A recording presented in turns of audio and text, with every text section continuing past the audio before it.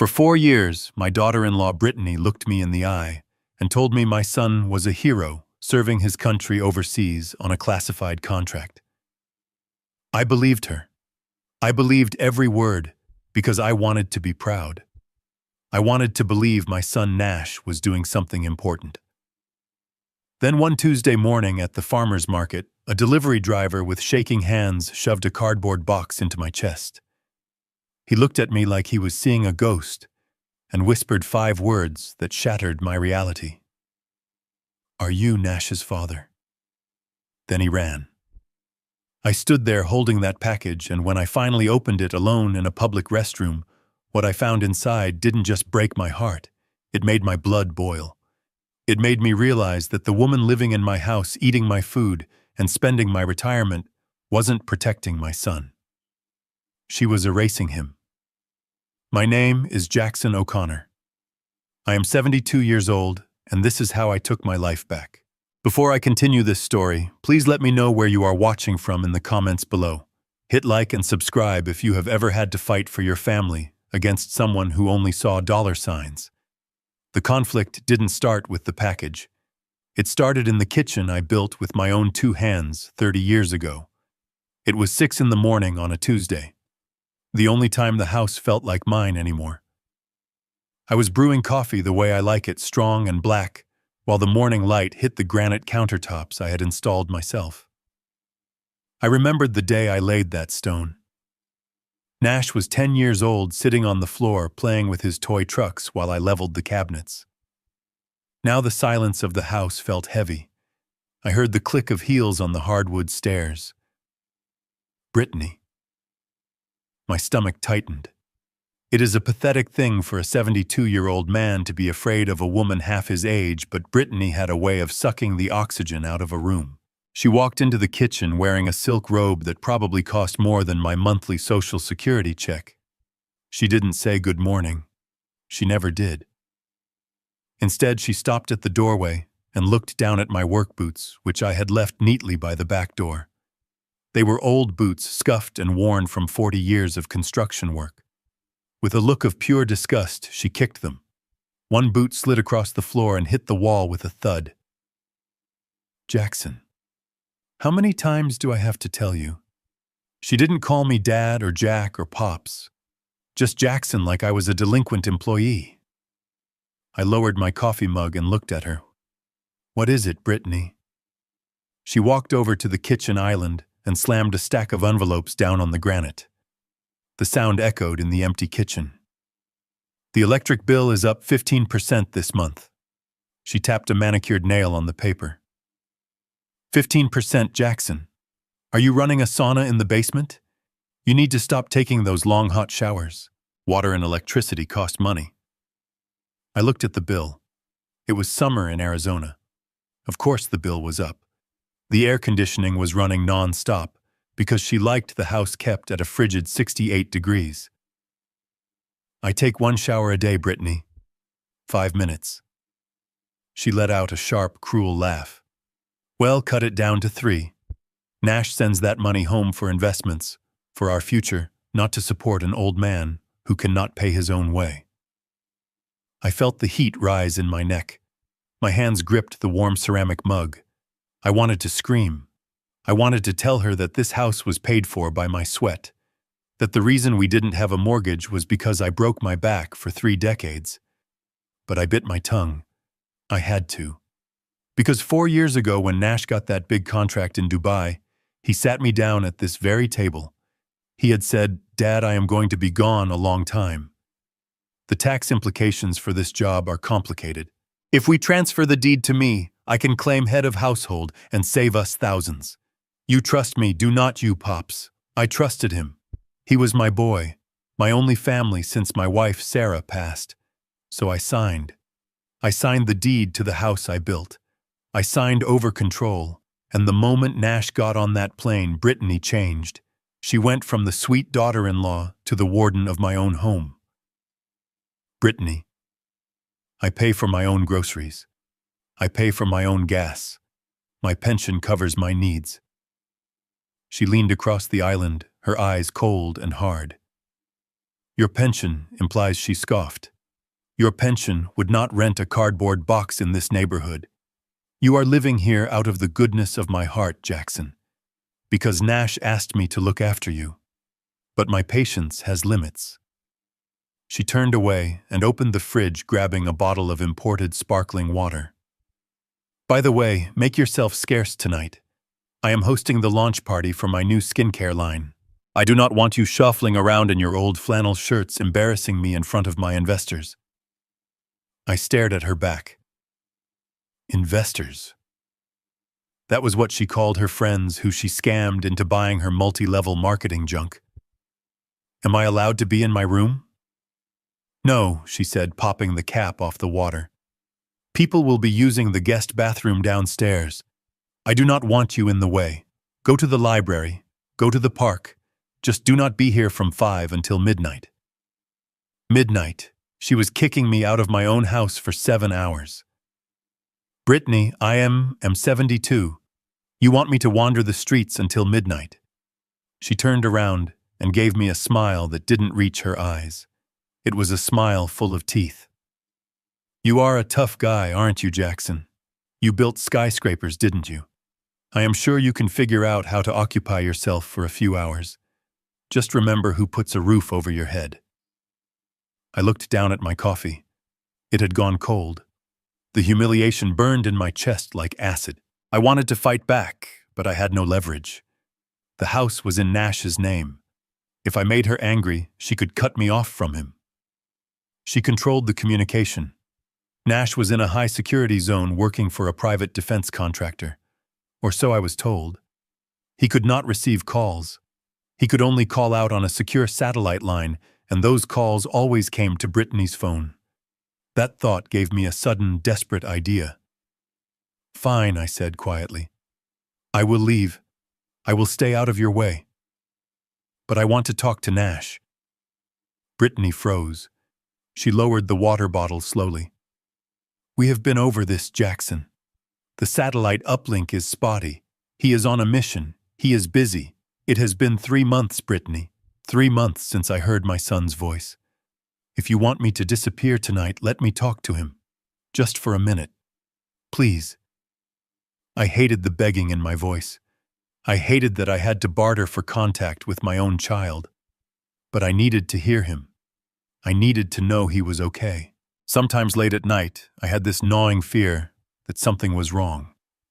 But Brittany always had an excuse. The time zones, the security clearance, the bad signal. She sighed as if I was asking for the moon.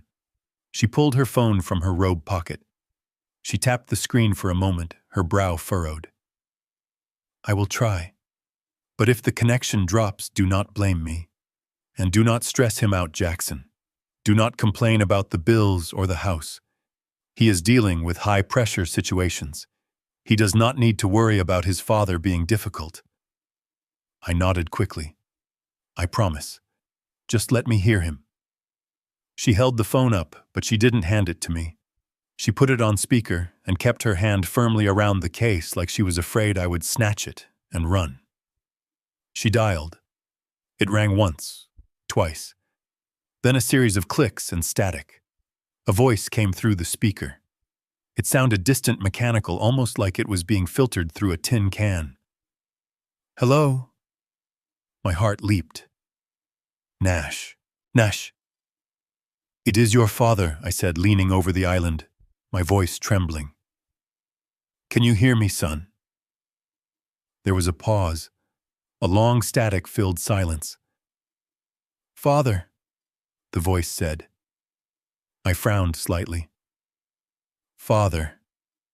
Nash had never called me father in his life. Since he was knee-high, he called me Pops or Old Man or Jack when he was teasing. Father sounded formal, stiff. Nash, it is Pops. How are you doing, son? We miss you. When are you coming home? Another pause. The static hissed. I am good. The work is hard. Dubai is hot. You need to listen to Brittany. She knows best. Do not cause trouble. I squinted at the phone. The cadence was off. Nash was a fast talker full of energy and jokes. This voice sounded tired, flat, rehearsed. Nash, are you okay? You sound different. Brittany pulled the phone back slightly, her eyes narrowing at me. Signal is bad. Dad. Just do what Brittany says. I have to go. Security. Breach. Love you. The line went dead. Brittany tapped the screen and slid the phone back into her pocket immediately. See? He is fine. He is just stressed. Now you have your call. Hold up your end of the bargain. I want you out of here by 4:30 so the caterers can set up. I stood there gripping the edge of the granite island. The conversation had lasted less than 30 seconds. It should have relieved me, but instead it left a cold, heavy stone in my stomach. Why did he call me father? I asked quietly. Brittany rolled her eyes. He has matured, Jackson.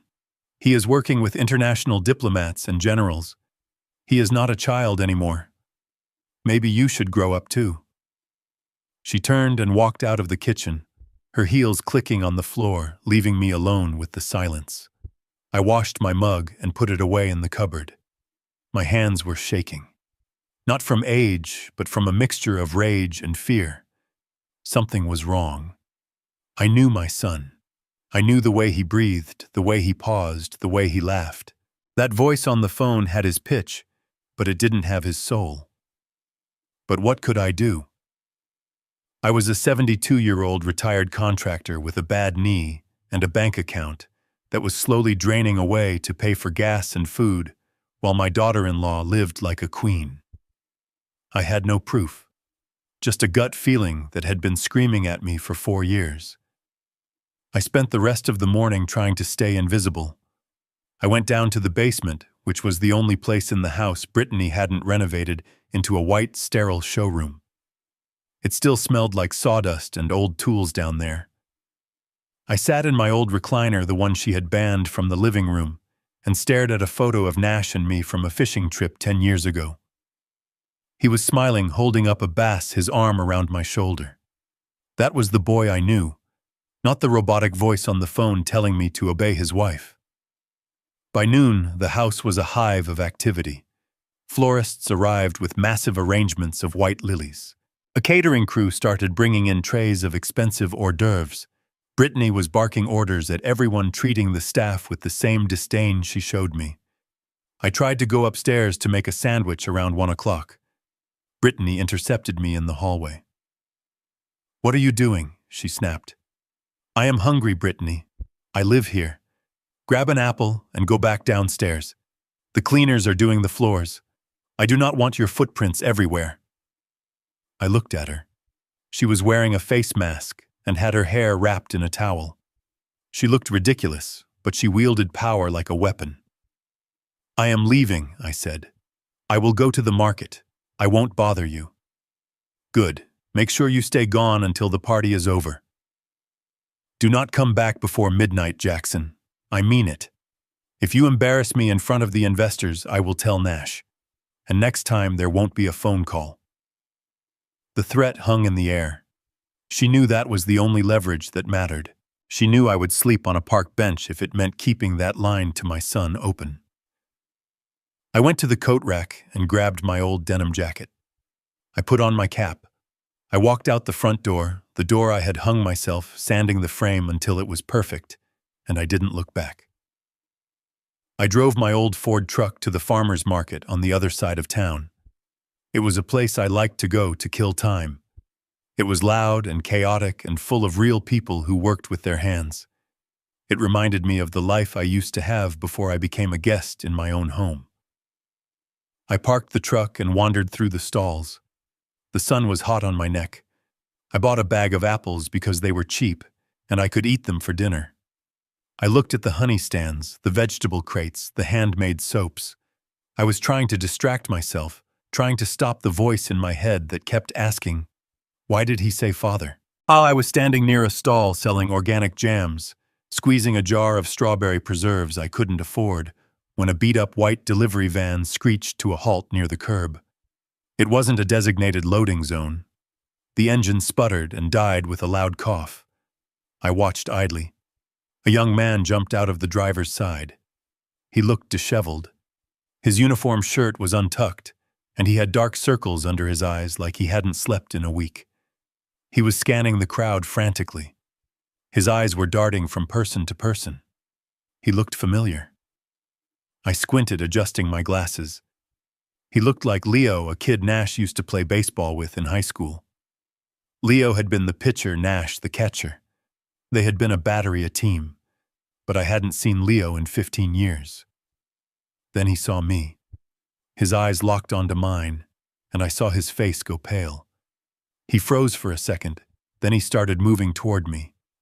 He wasn't walking, he was rushing, pushing past a woman with a stroller, ignoring her angry shout. He was clutching a shoebox wrapped in brown packing tape against his chest. I took a step back. The intensity in his eyes was scaring me. "Mr. O'Connor." He gasped, stopping 2 feet in front of me. He was out of breath. He smelled like stale coffee and fear. "Leo, is that you?" I asked. He looked over his shoulder, scanning the parking lot, as if he expected to be followed. Then he looked back at me, his eyes wide and watery. "I thought you were dead," he whispered. "Excuse me," I said, confused. "Brittany, she told everyone. She told everyone you died in a car accident 4 years ago, right after Nash left." The world seemed to tilt on its axis. The noise of the market faded into a dull roar. "What are you talking about, Leo?" "I am standing right here." "She told us you were dead," Leo said, his voice shaking. "She told the whole town. She said you had a heart attack behind the wheel. There was a memorial service, Mr. O'Connor, but nobody was invited. She said it was private." I felt like I had been punched in the gut. Dead. She had told people I was dead. That explained why my old friends had stopped calling. That explained why the Christmas cards had stopped coming. She had erased me. "Leo, why?" He cut me off, shoving the taped-up shoebox into my hands. It was heavy.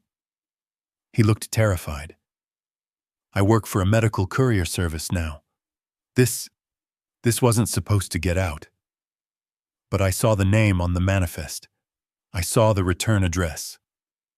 Willow Creek, Mr. O'Connor. "Do you know what that place is?" I shook my head, numbly clutching the box.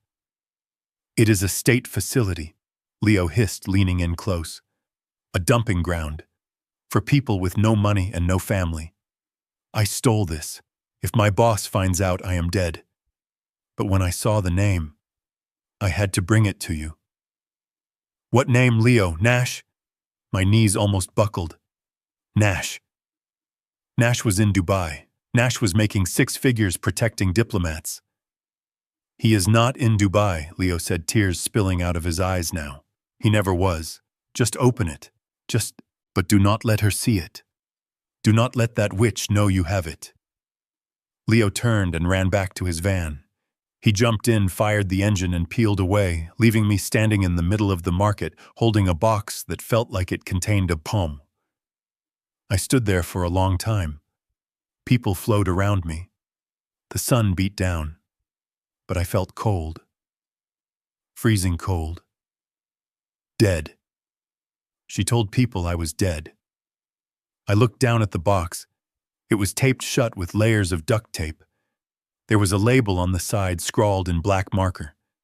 "Patient 394. Transfer pending." I couldn't open it here. I couldn't let anyone see. I walked back to my truck, moving like a zombie.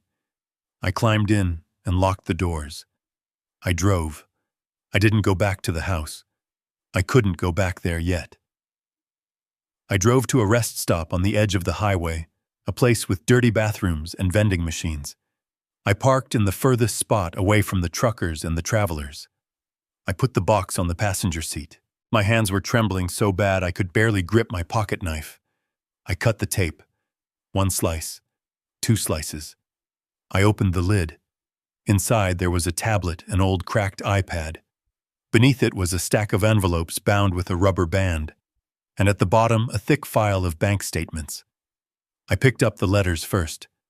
They were addressed to me. Jackson O'Connor. The handwriting was shaky, barely legible, scrawled in pencil.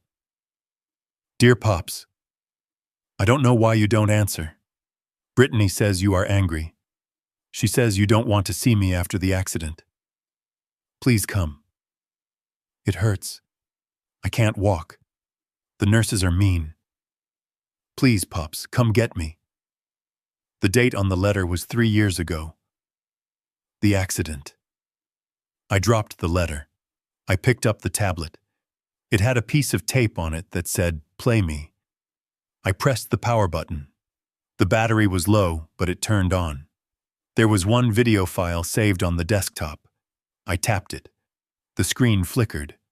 A face appeared. It was Nash. But it wasn't the Nash from the fishing photo. This man was skeletal. His eyes were sunken. His head was shaved, and there was a jagged scar running from his temple to his jaw. He was sitting in a wheelchair in a room with peeling paint and gray cinder block walls. He was wearing a hospital gown that looked dirty. He looked into the camera. He tried to speak, but his mouth drooped on one side. He made a sound, a guttural frustration. Then he lifted a small whiteboard with his good hand. He wrote on it with a marker. Help me. He erased it. He wrote again. She lied. He erased it. Trapped. Then he tried to speak again. He forced the words out, slurring them heavily, struggling with every syllable. Pops. Not. Dubai. Fell. Off. Scaffolding. Brittany. Signed. Papers. Said. You. Died. Put. Me. Here. He started to cry. It was a silent, horrible weeping. Stole everything. House, money. Said, I am vegetable. The video cut out. I sat in my truck in the silence of the rest stop. I looked at the black screen of the tablet. I looked at the letters that had never been mailed. I looked at the bank statements that showed monthly withdrawals of $5,000 from Nash's Disability Trust Fund, transferred directly to an account named B. O'Connor, Luxury Holdings. I didn't cry. I didn't scream. I felt something inside me snap. It was the part of me that had been polite. The part of me that had been the nice old man, the guest, the burden. It broke and fell away. She had told him I was dead. She had told me he was a hero. She had taken my son, my strong, brilliant boy, who had been injured building something just like his father, and she had thrown him into a hole to rot so she could buy face cream and host parties in my house. She thought I was a senile old fool. She thought I was a dog she could kick and lock in the basement. I looked at my reflection in the rearview mirror. I saw the wrinkles. I saw the gray hair.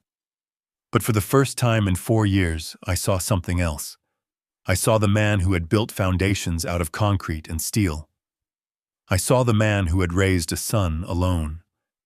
I started the truck. I wasn't going back to the house to sleep in the basement. I wasn't going to wait until midnight. I checked the address on the letters. Willow Creek Rehabilitation Center. It was 200 miles away, 4 hours. I put the truck in gear. Brittany wanted a party. She wanted to show off her life to her investors. Well, I was going to give her a show. But first I had to go get my boy. I pulled out onto the highway and pressed the accelerator to the floor. The old Ford roared. The adjustment had begun, and it wasn't going to be silent for long. I drove my truck in circles for 20 minutes before I finally pulled into the gravel lot of the farmer's market. I was not looking for a parking spot. I was looking for courage. I was looking for a reason not to turn around and drive right back to the prison my own home had become. The air conditioning in my old Ford had died 3 summers ago, and the Arizona heat was already baking the cab, turning the air thick and heavy. Sweat trickled down my back, soaking into my shirt, but I did not roll down the windows. I felt exposed. I felt like everyone in this town could see the shame radiating off me like heat waves off the asphalt. When I finally killed the engine, the silence in the cab was deafening. I sat there gripping the steering wheel, my knuckles white. My hands were rough, calloused maps of a lifetime of hard labor. These hands had poured foundations for half the schools in this county. They had framed the houses that the wealthy investors Brittany was trying to impress now lived in. Now those same hands were counting out quarters from the cup holder just to buy a bag of bruised apples. I stepped out of the truck, and the noise of the market hit me. It was a chaotic symphony of haggling voices, laughter, and the low thrum of a bluegrass band playing near the entrance. In the old days, I would have walked through these stalls with my head high, shaking hands, with the vendors asking about their families, buying fresh steaks and honey for Sunday breakfast. Today, I pulled my cap down low over my eyes. I was a ghost haunting the edges of a life I used to own. I walked past the artisan cheese stand, where the smell of aged cheddar made my stomach growl. I ignored it. I walked past the bakery, with its trays of cinnamon rolls glistening with icing. I kept my eyes on the ground, watching my own work boots kick up little clouds of dust. I was heading for the back corner, the section where the farmers sold the produce that wasn't pretty enough for the tourists. The seconds, the bruised fruit, the vegetables that were too small or too twisted. That was where I belonged now. I stopped at a stall run by an old man named Silas. We had known each other for 30 years. I had built his barn after a storm took it down in '98. He looked up as I approached, and his smile faltered for just a second before he pasted it back on. That was the worst part. The pity. The way people looked at me like I was a tragic story they didn't want to read. "Morning, Jack," Silas said, wiping his hands on his apron. "Haven't seen you in a while." "Been busy," I lied. My voice sounded rusty. "Just needed some apples, Silas. The ones for baking." He nodded, not meeting my eyes. "Take what you need, Jack." On the house today. My pride flared up hot and sharp in my chest. I didn't want charity. I didn't want handouts. I wanted my dignity. "I am paying, Silas," I said, my voice harder than I intended. I put the quarters on the wooden table. They clinked loud and pathetic against the wood. "Just weigh them out." He hesitated, then nodded slowly, bagging up a dozen small red apples. He handed them to me, and his hand lingered on the bag for a moment. "You hear from Nash lately?" he asked quietly. The question was a physical blow. It always was. "He is good," I said, the automatic lie tasting like ash in my mouth. "Busy. Dubai is booming. He is working big contracts." Silas nodded, but his eyes were sad. "Right. Big contracts. You tell him we said hello." I turned away, clutching the bag of apples to my chest like it was gold bullion. I needed to get out of there. The noise was too much. The happy families walking their dogs, the couples holding hands. It all felt like an insult. I started walking back toward the parking lot, moving fast, trying to outrun the feeling of uselessness that was nipping at my heels. I was halfway to my truck when I heard it. The sound was wrong. In a place filled with the hum of electric cars and polite SUVs, the sound of a dying engine stands out. It was a grinding, coughing, mechanical death rattle. I looked up. A white delivery van beat up and rusted around the wheel wells was careening into the lot. It wasn't slowing down for the speed bumps. It bounced violently, its suspension groaning, slamming down hard.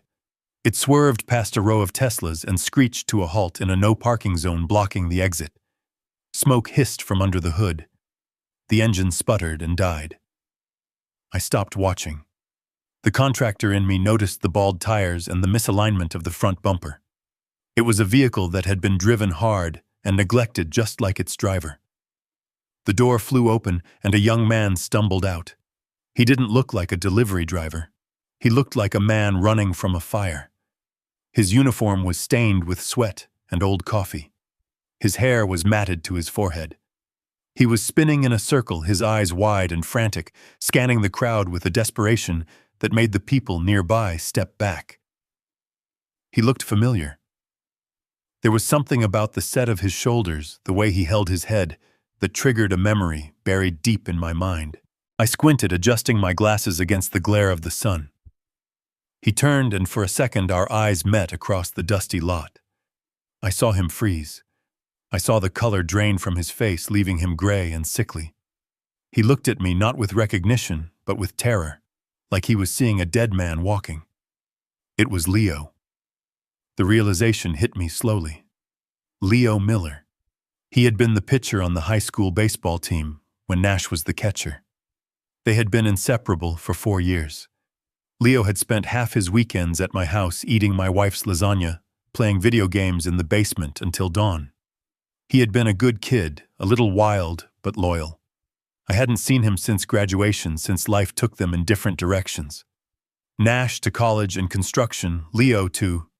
Well, I didn't know where Leo had gone. But this wasn't the cocky kid with the fastball. This was a man haunted. He started moving toward me. He didn't walk. He scrambled, pushing past a woman with a stroller, knocking over a display of handmade soaps without stopping. He was clutching a cardboard box against his chest, wrapped in layers of brown packing tape. Mr. O'Connor. His voice was a rasp, a dry whisper that carried across the distance. I stood my ground, but my instincts were screaming at me to leave. Trouble was coming. I could feel it in the air. Leo reached me and stopped. He was shaking. His hands were trembling so violently that the box in his arms vibrated. He smelled of stale cigarettes and fear.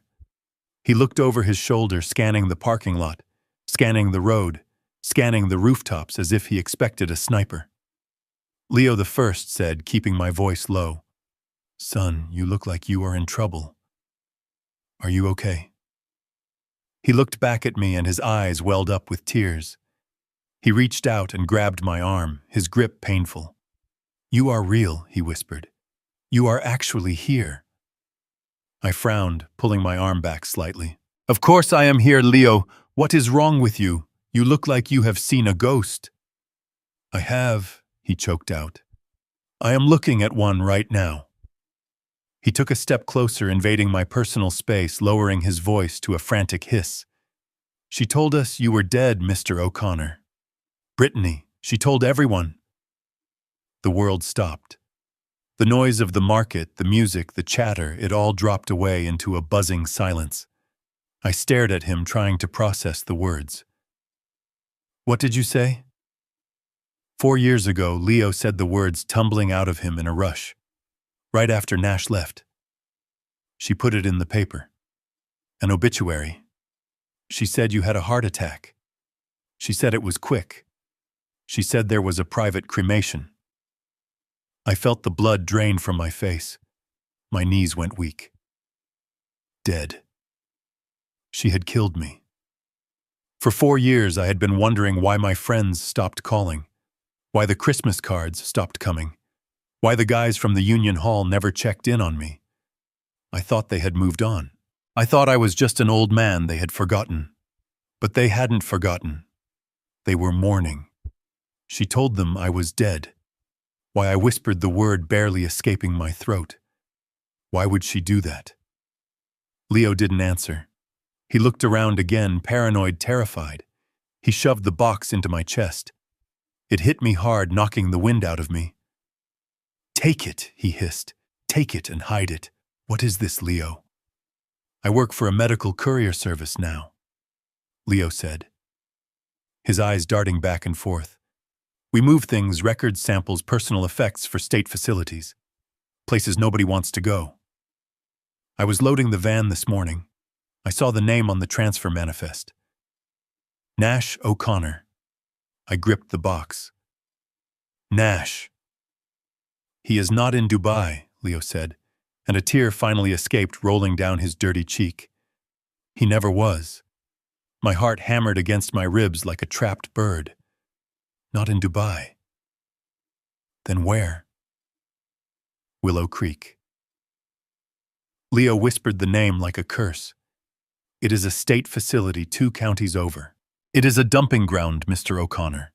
It is where they put the people who have no money, no insurance, and no family to fight for them. It is a hole.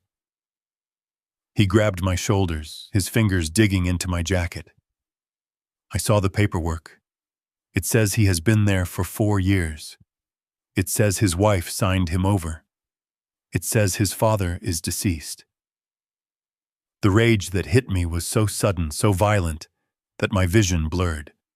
I saw red, pure white-hot red. She signed him over. She said I was dead so no one would question why his father wasn't there.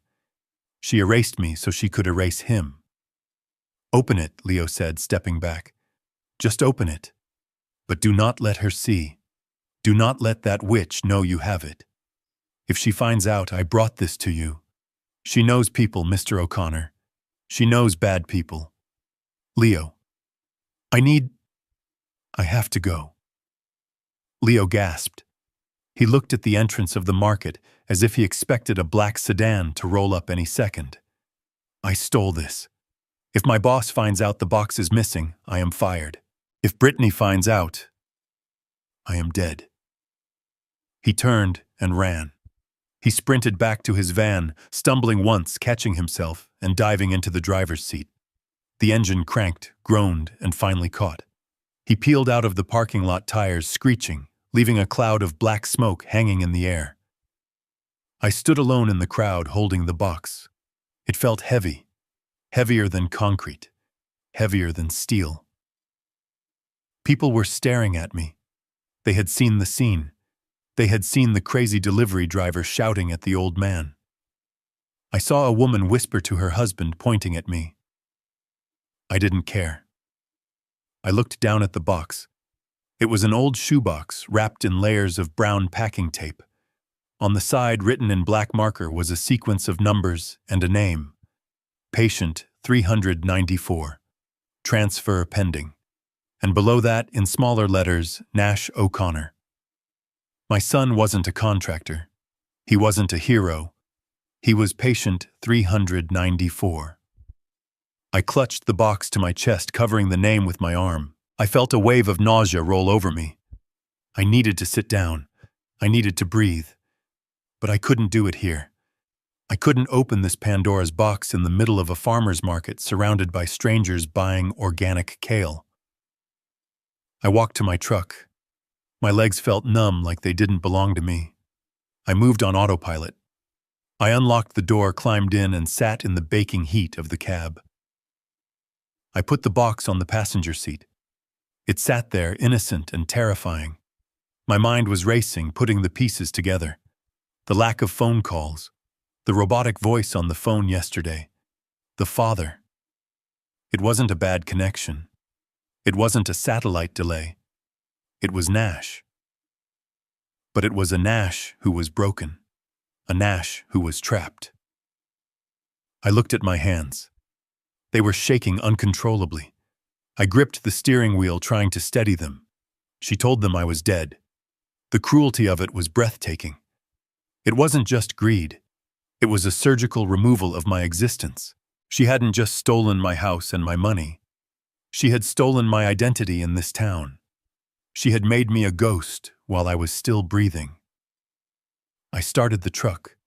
The engine roared to life, a familiar, comforting sound in a world that had suddenly gone mad. I couldn't go home. Not yet. If I went home now, if I saw her face, I would kill her. I would wrap my hands around her throat, and I would squeeze until the lies stopped coming out. And then I would go to prison, and Nash would die in that hole. I needed to be smart. I needed to see what was in the box. I pulled out of the lot, driving slowly, carefully. I drove to a public park on the edge of town, a place with a thick grove of trees and a secluded parking lot near the restrooms. I parked in the shade. I reached for the box. I took out my pocket knife, the one Nash had given me for my 60th birthday. I extended the blade. I sliced the tape. The sound of the tape ripping was loud in the quiet cab. I folded back the cardboard flaps. I looked inside, and as the sunlight hit the contents of that box, I felt the last remnant of the gentle father I used to be wither and die. In its place, something cold and hard began to take shape. The adjustment had begun. But first, I had to see the horror with my own eyes.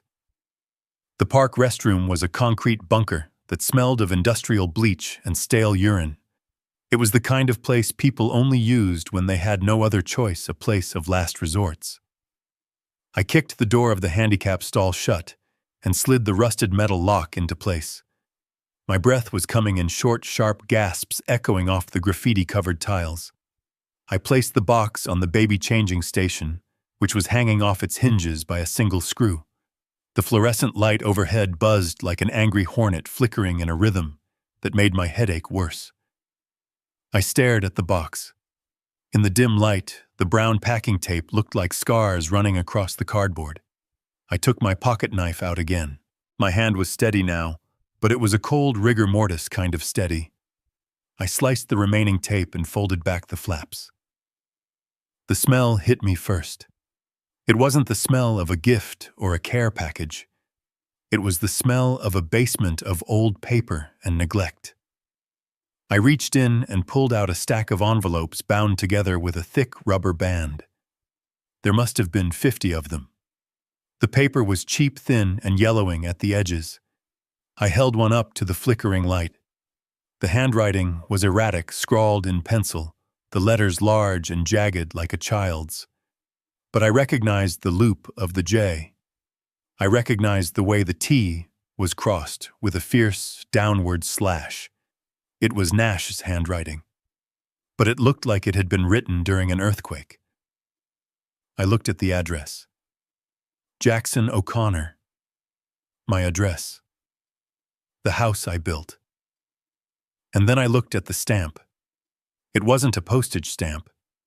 It was a red ink stamp that read, "Return to sender. Recipient deceased." I felt the air leave my lungs. Deceased. She had done it.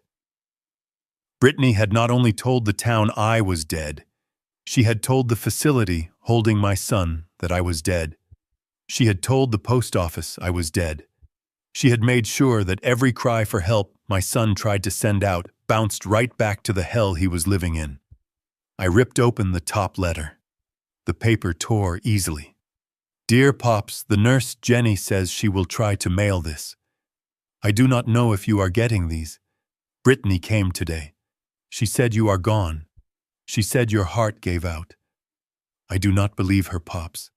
You are strong. You are the strongest man I know. If you are there, please come. I cannot walk. My words get stuck. They keep me in the dark. Please, Pops, just come get me." I dropped the letter. It fluttered to the dirty tile floor. I grabbed the next one. And the next. They were all the same. Please for help. Please for rescue. Dated 4 years ago. 3 years ago. 2 years ago. The most recent one was dated last month. It was just a drawing. A stick figure of a man in a bed and a question mark. I leaned against the wall, the cold tile pressing against my forehead. My son thought I was dead. For 4 years, he had been mourning me while I was sitting in his kitchen drinking coffee and letting his wife treat me like a dog. He thought I had abandoned him to the darkness. I reached back into the box. Under the letters was a thick manila folder. I opened it. It was a financial ledger banking statements from a joint account I didn't know existed. O'Connor Disability Trust. I ran my finger down the columns. The numbers were staggering. Deposit Workers Compensation Settlement, $1.2 million. Deposit Monthly Disability Stipend, $6,500. My eyes widened. Nash hadn't gone to Dubai for a contract. He had been hurt. Badly. The settlement date was 4 years ago, the exact week he supposedly flew out. I looked at the withdrawals. Transfer to B. O'Connor, $8,000. Transfer to B. O'Connor, $10,000. Purchase Mercedes-Benz dealership. Purchase luxury escapes travel. Purchase Sephora. It went on for pages. She was draining him. She was stripping the meat off his bones while he was still alive. The money he had received for his legs, for his life, for his future, she was using it to buy silk robes and host parties for her investors. She wasn't investing his salary. She was embezzling his pain. I felt a bile rise in my throat, hot and acidic. But I forced it down. I had to see the rest. I had to see it all. At the bottom of the box, wrapped in a dirty t-shirt, was the tablet. It was an old model, the screen spider-webbed with cracks. It had a piece of masking tape on the back with the name Leo written on it. Leo must have smuggled this into him. Or maybe Leo smuggled it out. I pressed the power button. The battery icon flashed red. I prayed. I actually prayed to a God I hadn't spoken to in years. Please, just give me 5 minutes. The screen lit up. It was dim, but it worked. There was a gallery of videos. I clicked the most recent one. The video opened. The camera angle was low, looking up from a lap. The lighting was terrible, the harsh fluorescent glare of an institution. And there he was. My knees finally gave out. I slid down the wall until I hit the floor, sitting in the grime of the public restroom, staring at the small, cracked screen. Nash O'Connor, my son, who had been a linebacker in high school, who could carry 2 sheets of drywall up a ladder without breaking a sweat, was gone. The man on the screen was a skeleton. His skin was gray and papery, stretched tight over his cheekbones. His head was shaved, revealing a long, angry scar that ran from his temple and disappeared behind his ear. A dent in his skull. He was strapped into a wheelchair, a strap across his chest, a strap across his legs. He was trying to look at the camera, but his left eye wandered, drifting lazily to the side. His mouth hung open slightly on the left side, drool pooling at the corner. He raised his right hand. It was shaking violently. He pointed at the camera. He tried to speak. The sound that came out was a guttural moan, a sound of pure frustration and agony. It wasn't the robotic voice on the phone. That had been fake. That had been AI or some edited recording Brittany played to keep me docile. This was the reality. He took a deep breath, his chest rattling. He focused every ounce of his will. Da.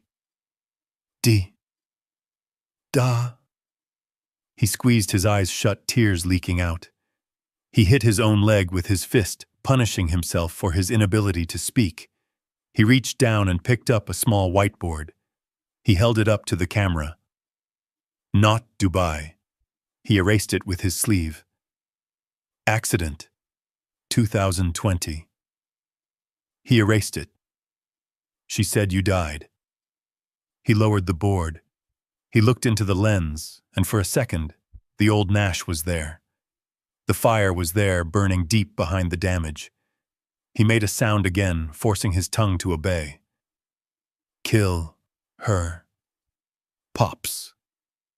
The video ended. The screen went black. The silence in the restroom was absolute. The buzzing of the light seemed to stop. The world contracted down to the size of that stall. I looked at the black screen where my son's face had been. Kill her. That was his message. Not save me. Not help me. Kill her. Because he knew. He knew what she was. He knew that as long as she was breathing, he was a prisoner. My stomach convulsed. I didn't have a choice. I leaned over the toilet and retched. I vomited until there was nothing left, until my ribs ached and my throat burned. I heaved up the coffee I had made in her kitchen. I heaved up the fear. I heaved up the years of being polite, of being quiet, of walking on eggshells. I wiped my mouth with the back of my hand. I stood up. I looked in the mirror above the sink. The glass was dirty, splattered with water spots and grime. But the man looking back at me was different. The eyes were the same blue, but the softness was gone. The hesitation was gone. The Jackson O'Connor who apologized for taking up space was dead. Brittany had killed him. She had killed him just as surely as she tried to kill my son. I washed my face. The cold water felt like a baptism. I dried my hands on my jeans. I picked up the box. I put the letters back inside. I put the tablet back inside. I put the bank statements back inside. I walked out of the restroom. The heat of the day hit me, but I didn't feel it. I felt cold. Ice cold. I walked to my truck and placed the box gently on the seat. I looked at my watch. It was 2 in the afternoon. Brittany was at the salon getting ready for her party. She was probably laughing, telling her stylist about her annoying father-in-law. She thought she had buried us. She thought she had put Nash in a hole and me in a corner. She was wrong. She had dug 2 graves, that was true, but she had forgotten to check if we were actually in them. I pulled my phone out of my pocket. I looked at the contact list. I scrolled past home. I scrolled past Brittany. I stopped at a number I hadn't called in 10 years, a number I kept for emergencies, a number for a man named Weiss. Weiss wasn't a family lawyer. He wasn't the kind of lawyer you called for a will or a traffic ticket. Weiss was a shark. He was the kind of lawyer you called when you wanted to burn a kingdom to the ground and salt the earth so nothing would ever grow there again. I dialed. It rang twice. Weiss here. His voice was gravel and smoke. Weiss, it is Jack O'Connor. Jack. I heard you were dead. Yeah, I said, starting the engine of my truck. I heard that too, but I got better. I need to hire you, Weiss. What is the job? I need you to help me gut a company, I said, my eyes fixed on the horizon. And then I need you to help me put someone in prison for the rest of their natural life. I have an opening, Weiss said. Meet me in an hour. I hung up. I put the truck in gear. I wasn't going to the party. I wasn't going to the basement. I was going to Willow Creek. It was 200 miles away, 4 hours of driving. I looked at the box on the seat next to me. Hang on, son, I whispered. The cavalry is coming, and God help anyone who stands in my way. I left my truck in the long-term parking lot at the bus station downtown. I didn't want to risk taking it. Brittany had installed a tracking app on my phone a year ago, claiming it was for my safety, in case I got lost or confused, but I knew she had probably put a tag on the truck too. I turned my phone off and pulled the battery out. Then I walked 3 blocks to a budget car rental agency tucked behind a gas station. I paid cash for a nondescript gray sedan. A car that looked like nothing. A car that disappeared into the background. The drive to Willow Creek took 4 hours. I drove through the endless stretch of desert highway, watching the heat shimmer off the asphalt. My hands were gripping the steering wheel so hard, my fingers ached, but I couldn't relax. Every mile marker I passed felt like a countdown. I didn't turn on the radio. I needed the silence. I needed to focus on the rage boiling in my gut, because if I let it cool down, if I let the sadness take over, I wouldn't be able to do what needed to be done. Willow Creek wasn't a town. It was a scar on the landscape. It was a cluster of dying businesses surrounding a massive, hulking brick building that looked more like a penitentiary than a care facility. A chain-link fence topped with razor wire surrounded the perimeter. The grass was dead and yellow. The windows were barred. I parked the rental car in the cracked lot. The air smelled of industrial laundry detergent and something sweeter, something rotting. I walked to the front entrance. A security guard who looked like he was half asleep glanced at me from behind a plexiglass window. Here to visit, I said, trying to keep my voice steady. Name, the guard grunted, not looking up from his phone. I hesitated. If I said Nash O'Connor, he might tell me there was no one here by that name. The box said Patient 394. Patient 394, I said. The guard tapped a few keys on a greasy keyboard. 3rd floor. West wing. Room 312. You got 20 minutes. Visiting hours are almost over. He buzzed the door open. I walked into a hallway that smelled of bleach and urine. The fluorescent lights overhead buzzed and flickered, casting long, twitching shadows on the linoleum floor. I took the elevator to the 3rd floor. It rattled and shook as it ascended. When the doors opened, the smell hit me harder. It was the smell of neglect. The smell of bodies that hadn't been washed often enough. I walked down the corridor counting the room numbers. 308, 310, 312. The door was open. The room was dark, the blinds drawn against the afternoon sun. There were 4 beds in the room, cramped together with barely enough space to walk between them. 3 of the beds were occupied by lumps under thin gray sheets. I walked to the bed in the far corner. There was a man lying there. He was curled on his side facing the wall. He was so thin his shoulder blade pushed against the fabric of his gown like a shark fin. "Nash," I whispered.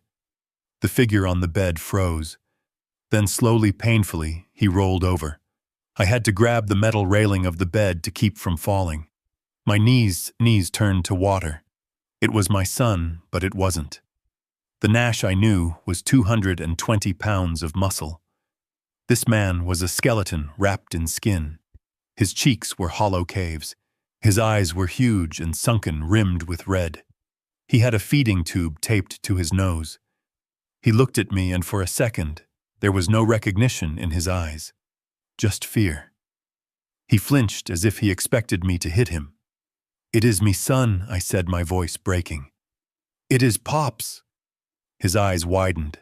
His mouth opened, but only a dry, raspy sound came out. He tried to lift his hand, but it trembled and fell back onto the mattress. Tears welled up in his eyes and spilled over, running down into his ears. He started to make a sound, a high, keening whine deep in his throat. It was the sound of an animal that had been caught in a trap for so long, it had forgotten what freedom felt like. I lowered the bed rail. I sat on the edge of the mattress and pulled him into my arms. He felt fragile, like a bird made of hollow bones. He buried his face in my chest and sobbed. He didn't have the strength to hold me back, so I held him for both of us. I rocked him back and forth, stroking his shaved head, feeling the jagged scar under my fingers. "I got you," I whispered over and over. "I got you." I didn't know. I swear to God, Nash, I didn't know. He cried until he was exhausted, until his breath came in hitching gasps. I pulled back and looked at him. I wiped his face with the sleeve of my shirt. "We are leaving," I said. "I am taking you out of here right now." I stood up, ready to lift him, ready to carry him out of this hellhole on my back if I had to. But as I reached for him, Nash started shaking his head. His eyes were wide with panic. He grabbed my wrist with his good hand, his grip surprisingly strong. "No," he croaked. The word was barely intelligible. "No. Pops. Why not Nash? We are going home." "No home," he gasped, saliva bubbling at the corner of his mouth. She, kill." I froze. "She kill," he repeated, his eyes pleading. "Money. Gone. She, run." I understood. I understood instantly. If I took him out now, if I walked him out the front door, the facility would call the legal guardian. They would call Brittany. She would know the game was up. She would drain the accounts, she would burn the evidence, and she would disappear. Or worse, she would fight. She had power of attorney. She had legal documents saying I was dead or incompetent. She could call the police and say I was kidnapping a vulnerable adult. She would win. And Nash knew it. He had been lying here for 4 years, thinking about it. I sat back down. My heart was hammering against my ribs. He was right. I couldn't just use brute force. I had to be smarter than her. I had to be the general, not the soldier. "Okay," I said softly. "Okay, son. You are right. We have to be smart. I looked around the room. I saw the filth. I saw the tray of untouched food that looked like gray paste. I saw the way the nurse in the hallway ignored the call light blinking above the door. I cannot leave you here, Nash. I cannot leave you in this place for one more night. Weiss, Nash whispered. Weiss, I asked. The lawyer. Nash nodded once. Shark. I smiled a grim, humorless smile. Yeah, Weiss is a shark. I called him on the way here. I pulled a burner phone from my pocket. I had bought it at the gas station along with the map. I dialed the number Weiss had given me 10 years ago. It rang 3 times. Weiss Law. I need to speak to Saul Weiss. It is Jackson O'Connor. Hold, please. A moment later, a gravelly voice came on the line. Jack. I thought you were dead. That seems to be the rumor, I said. I am at Willow Creek. I found him, Saul. I found Nash. There was a long silence on the other end. Is he alive? Barely. He is in a state-run dump. She put him here, Saul. She told everyone he was in Dubai, and she put him here to rot while she spent his disability settlement. I need you to get him out. Jack said, his voice shifting from surprised to professional in a heartbeat. But you cannot just walk him out. You need a court order or a transfer request from a superior medical facility. And you need it fast. How much, I asked. To do it tonight. To do it quiet so she doesn't find out until it is too late. It is going to be expensive, Jack. We need a private ambulance. We need a private facility that accepts cash and asks no questions about guardianship until the morning. You are looking at $50,000 just to open the doors. I looked at Nash. I looked at the fear in his eyes. Do it, I said. Jack, do you have that kind of money? Weiss asked gently. I know things have been tight. I have it, I said. I didn't tell him how. I didn't tell him about the land. My wife Sarah had inherited 40 acres of scrubland in New Mexico 30 years ago. We never built on it. We never talked about it. When she died, I sold it. I got $450,000. I never told Nash. I never told anyone. I put it in a separate account, a rainy day, fund a shield against the world. I lived off my pension and my Social Security because I wanted to save that money for Nash's children. I wanted to leave a legacy. Well, it was raining now. It was a hurricane. Transfer him to St. Jude's private care, I said. The one in Scottsdale. I will meet the transport team at the rear loading dock in 2 hours. Consider it done, Weiss said. And Jack, do not kill her yet. We need her signature on a few things first. I hung up. I turned back to Nash. He was watching me, his eyes lucid and sharp despite his broken body. Here is the plan, son, I said, leaning close, whispering so the walls wouldn't hear. I am going to move you tonight. A private ambulance is coming. They are going to take you to a place with real doctors and clean sheets. A place where she cannot get to you. He nodded, tears leaking again.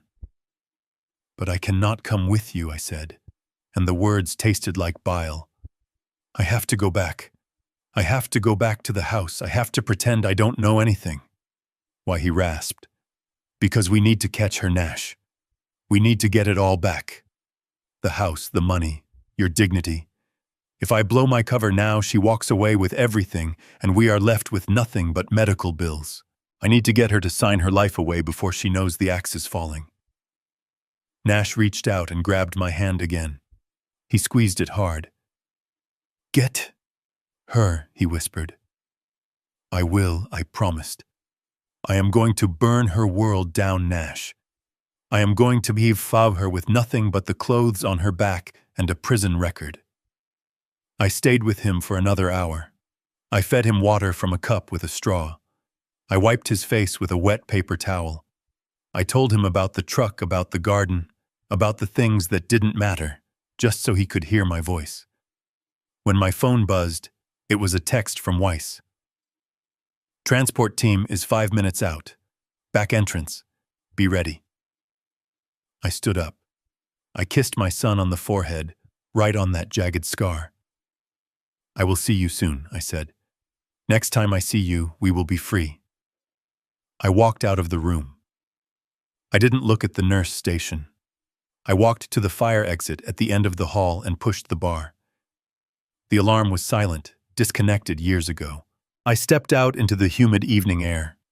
A sleek black ambulance with tinted windows was idling by the dumpster. 2 large men in dark uniforms stepped out. Mr. O'Connor, one asked. Take care of him, I said, my voice choking. He is all I have. We will get him settled, sir. Dr. Weiss has arranged everything. He will be listed as a John Doe for tonight. No digital footprint. I watched them go inside. I waited until they came out wheeling a gurney with a shape covered in a blanket. They loaded him in. They drove away. I stood alone in the parking lot of Willow Creek. My son was safe. He was gone, but he was safe. Now came the hard part. I walked back to my rental car. I drove it back to the city. I returned it to the agency and wiped down the steering wheel and the door handles. I walked back to the bus station and retrieved my truck. I sat in the cab of my old Ford and put the battery back in my phone. It pinged instantly. Missed calls, texts. Where are you? The party started. Party. You are embarrassing me. I looked at the time. It was 11:30 at night. The party would be winding down. The investors would be drunk on expensive champagne. I started the truck. I wasn't Jackson the victim anymore. I wasn't the old man who needed a place to stay. I was the trap. I drove home. I pulled into the driveway. The house was lit up like a Christmas tree. Music was thumping. People were laughing on the lawn. I turned off the engine. I reached into the glove box and pulled out a small flask of whiskey I kept for emergencies. I poured a little on my shirt. I splashed a little on my face. I gargled a mouthful and spit it out so my breath would reek. I needed to look weak. I needed to look pathetic. I needed to look like a confused old drunk who had made a mistake. I stumbled out of the truck. I hunched my shoulders. I let my mouth hang open a little. I walked toward the front door, ready to give the performance of a lifetime. Brittany was waiting. She was standing on the porch, holding a glass of wine, wearing a dress that glittered like diamonds. She saw me, and her face twisted into a mask of pure fury. "Where the hell have you been?" she hissed, marching down the steps. I swayed on my feet. I looked at her with glassy eyes. I got lost, Brittany," I slurred.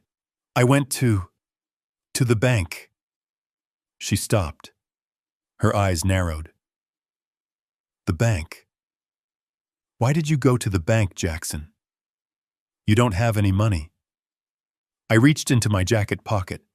My hand was shaking perfectly, not from fear, but from the act. I pulled out a thick envelope. It was stuffed with brochures from the bank, but it looked like a stack of cash. I wanted to help," I stammered. "I found Sarah's old account. The secret one.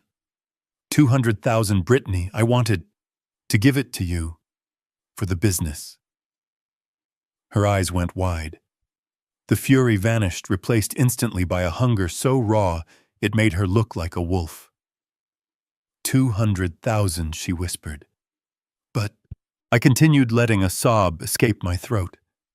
"They wouldn't let me take it. Said I needed a guardian. Said I was too old." I slumped against the porch railing, letting the envelope dangle from my fingers. "I just wanted to help," I whined. "I am useless, Brittany. I cannot even give you the money." She stepped closer. She reached out and took the envelope from my hand, gentle as a mother with a newborn. She smelled the whiskey on me, but she didn't care. She only smelled the money. "Oh, Jackson," she cooed, her voice transforming into honey. "You aren't useless. You just need a little help. She put her arm around my shoulders, guiding me toward the door. "Why do not you come inside? We can talk about this. I can go with you tomorrow. I can sign whatever they need." I leaned into her, playing the part of the broken old man. "Would you," I asked, looking up at her with teary eyes. "Would you do that for me?" "Of course," she said, smiling that shark smile. "We are family, Jackson. That is what family does." We walked into the house, and as we crossed the threshold, I knew I had her. She had taken the bait. Now all I had to do was set the hook. The whiskey burned my skin where I had splashed it, and the fumes filled the cab of the truck, turning the air thick and pungent. It was cheap stuff, the kind that smelled like gasoline and bad decisions. I took a mouthful, swished it around my gums until they tingled, and then spit it out the open window onto the driveway. I needed to smell like a man who had lost his way. I needed to smell like a liability. I looked at my reflection in the rearview mirror. My eyes were red-rimmed from the tears I had shed at the hospital, and the exhaustion that was settling deep in my bones. That part was real. I didn't have to fake the tiredness. I felt every one of my 72 years weighing me down like wet concrete. But I had to fake the weakness. I had to fake the confusion. I mussed my hair, knocking my cap askew. I unbuttoned the top button of my flannel shirt and let my shoulders slump forward, collapsing my chest, making myself look smaller. I wasn't Jackson O'Connor, the man who could frame a house in a week. I was Jackson the burden, Jackson the old fool. I looked at the house. My house. The windows were blazing with light. The bass from the sound system was thumping so hard I could feel it in the steering wheel.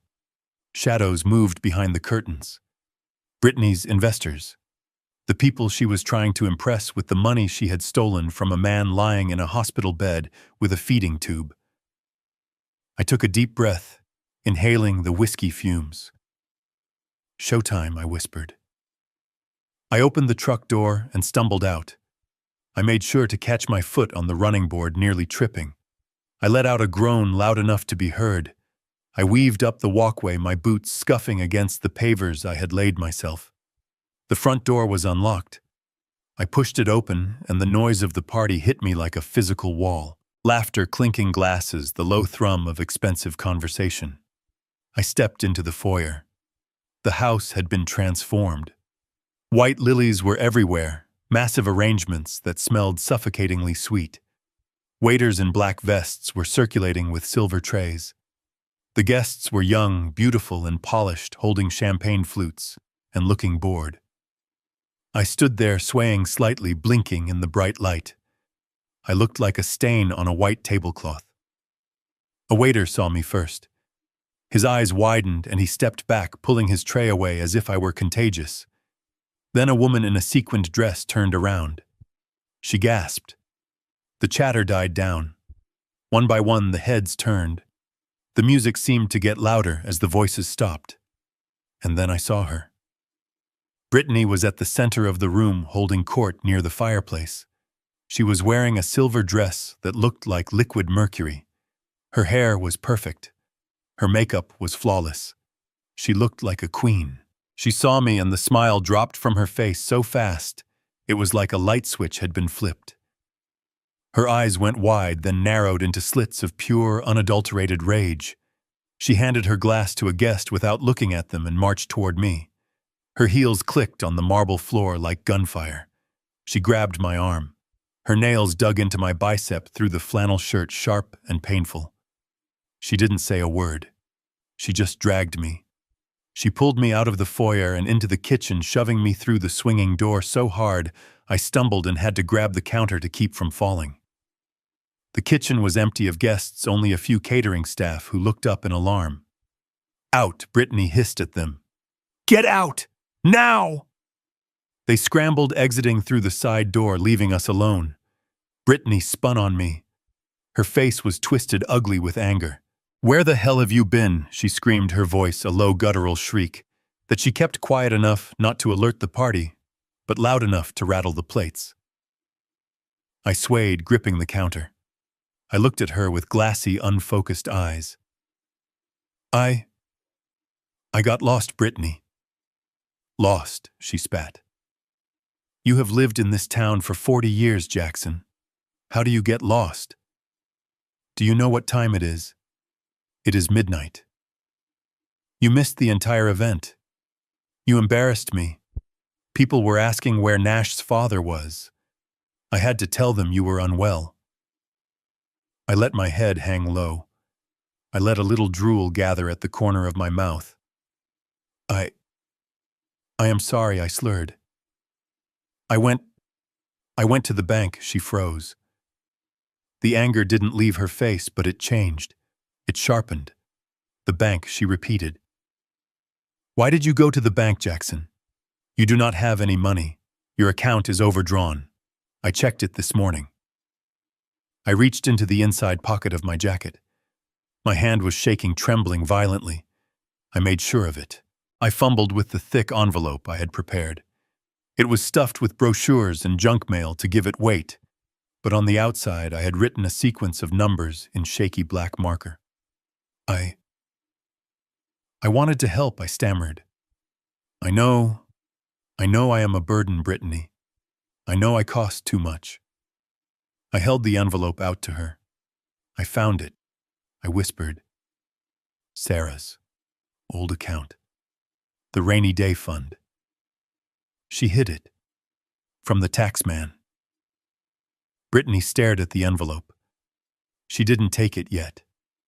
She was suspicious. She was a predator, and predators are always wary of traps. What are you talking about, Jackson? Sarah didn't have any money. She did, I said, letting a tear leak out of my eye. 40 acres. In New Mexico, she sold it. Years ago. Cash. She put it in a box. In the safety deposit. 200,000, Brittany. Her eyes went wide. The pupils dilated. I saw the calculation happening in real time.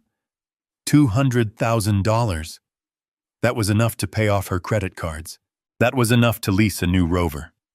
That was enough to keep the charade going for another year. 200,000, she whispered, the number rolling off her tongue like a prayer. I wanted to give it to you. I whined, leaning back against the cabinets, sliding down a few inches, like my legs were giving out. For Nash. For the investments. She snatched the envelope from my hand. She ripped it open. She saw the papers inside. They weren't cash, but they were bank documents. Old ones. Papers I had kept from the land sale years ago, mixed with the junk. She saw the balance figure I had highlighted. She looked at me, and the fury was gone. In its place was a hunger so raw, it made her look almost feral. You have this money, she asked, her voice trembling. Why didn't you tell me? I forgot, I said, tapping my head.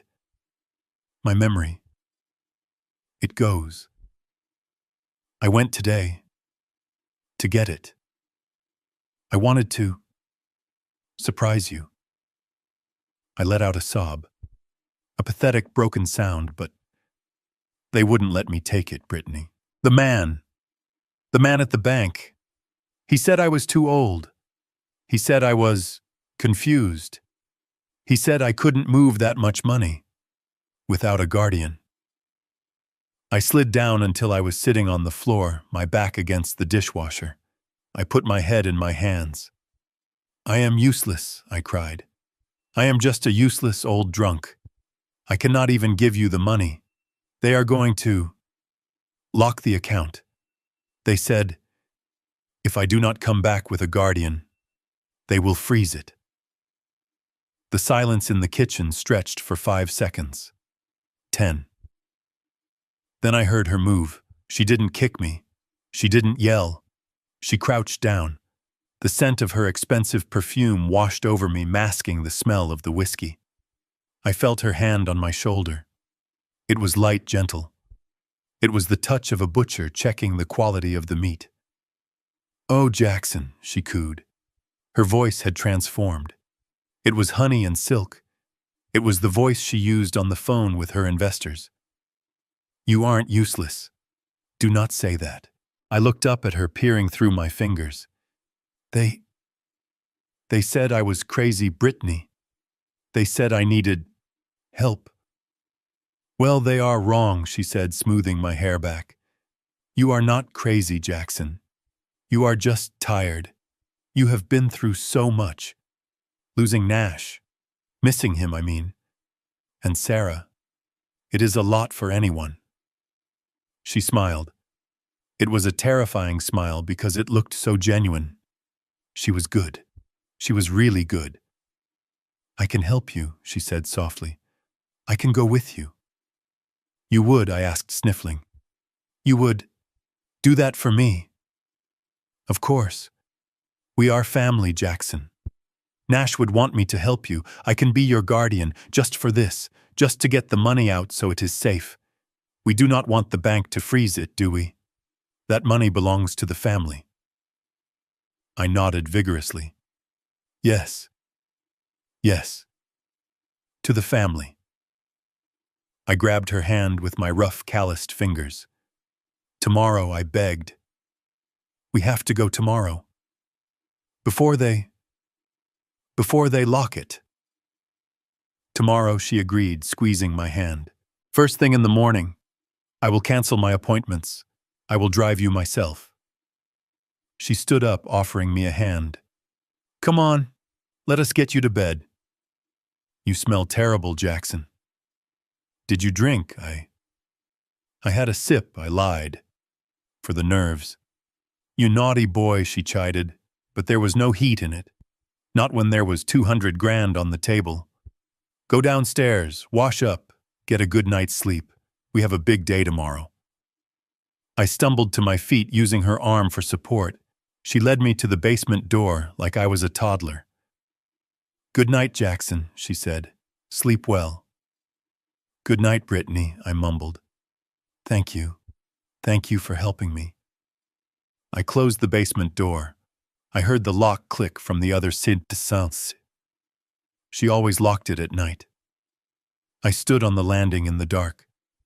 I listened to her heels click away back toward the party, back toward the champagne and the lies. I walked down the wooden steps into the cool darkness of the basement. I didn't turn on the light. I didn't need to. I knew every inch of this house. I walked to the utility sink in the corner. I turned on the cold water. I splashed it on my face, scrubbing away the whiskey, scrubbing away the sweat, scrubbing away the feel of her hand on my shoulder. I stood there in the dark water dripping from my chin. She had taken the bait. Hook, line, and sinker. She thought she was going to the bank to collect a windfall. She thought she was going to sign a paper that would give her control over my last asset. She thought she had won. She didn't know that the bank we were going to wasn't my bank. It was a bank where Saul Weiss had a friend in the private wealth division.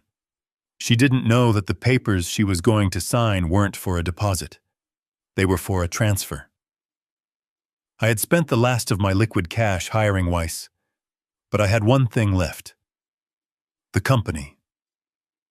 O'Connor Construction. It had been defunct for 4 years, but the corporate shell still existed, and attached to that shell was a massive liability. A lawsuit I had settled years ago, but structured as a long-term debt. It was a dormant poison pill. Tomorrow I wasn't going to give her $200,000. I was going to transfer the controlling interest of O'Connor Construction to her. I was going to make her the CEO, the primary shareholder, and the sole guarantor of the company's assets and liabilities. And the moment she signed that paper, she would be personally responsible for a debt that exceeded the value of this house, the value of her car, and the value of every jar of face cream she owned. And she would sign it. She would sign it without reading the fine print, because Weiss would bury it in a stack of legalese, and because she was arrogant. She thought I was stupid. She thought I was a senile old drunk who couldn't tie his own shoes. She would see the words, transfer of assets, and she would sign her name with a flourish. I dried my face with a rough towel. I walked over to my cot. I sat down and pulled out the burner phone I had hidden under the mattress. I sent a text to Weiss. She bit. 9 a.m. tomorrow. I put the phone away. I lay down on the cot, staring up at the exposed floor joists of the living room above me. I could hear the muffled thump of the music. I could hear the footsteps of the people dancing on the floor I had built. "Enjoy it, Brittany," I whispered into the darkness. "Dance, drink, laugh, because tomorrow the music stops." I closed my eyes. For the first time in 4 years, I didn't see the darkness. I saw Nash's face. Not the broken man in the hospital bed, but the boy who used to help me carry lumber. "I am coming for you, son. Just hold on, I didn't sleep well. I slept like a soldier in a trench waiting for the dawn signal. But I slept. And when I woke up, the sun was streaming through the small basement window, and I felt a cold calm settle over me. I put on my best suit. It was old and a little moth-eaten at the cuffs, but it was clean. I shaved. I combed my hair. I wasn't Jackson the drunk anymore. I wasn't Jackson the victim. I was the executioner. And I had an appointment. Brittany drove the Range Rover with her knee while she checked her makeup in the rearview mirror. She was humming a pop song softly under her breath, a sound of pure, unadulterated victory. I sat in the passenger seat, clutching my seatbelt with both hands, playing the part of the nervous old invalid. The air conditioning was blasting, freezing the sweat on my neck, but I didn't complain.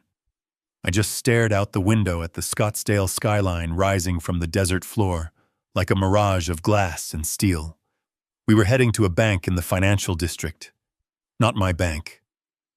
Brittany didn't know that. She thought we were going to the First National branch where Sarah had kept her accounts. But I had told her the safety deposit box was at a private wealth management firm called Sterling & Weiss. I told her that was where Sarah hid the money to keep it away from the IRS. Brittany believed it because greed makes people gullible. She believed it because she wanted to believe there was a secret pot of gold waiting for her.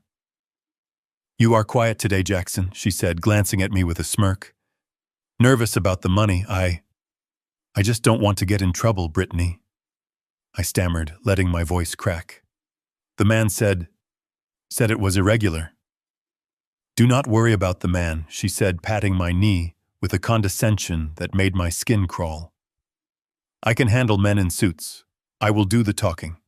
You just nod and sign where I tell you." I nodded, staring at my boots. "Yes, Brittany. Just sign." We pulled into the underground parking garage of a sleek black glass tower. Brittany tossed the keys to the valet without making eye contact and marched toward the elevator, her heels clicking on the concrete. I shuffled behind her, trying to look small, trying to look like a man who was being led to his own execution. In a way, I was. But it wasn't my execution. The elevator ride to the 40th floor was silent. When the doors opened, we stepped into a lobby that smelled of old money and leather. A receptionist with a headset looked up and smiled professionally. "Mr. O'Connor," she said. "Mr. Weiss is expecting you. Conference room B." She led us down a hallway lined with abstract art that probably cost more than my truck. Brittany was looking around, assessing the value of the place. I could see her relaxing. This was her element. Wealth. Power. She felt safe here. We entered the conference room. It was dominated by a massive mahogany table. At the far end sat Saul Weiss. Weiss looked exactly like the shark he was. He was wearing a charcoal suit that fit him like armor.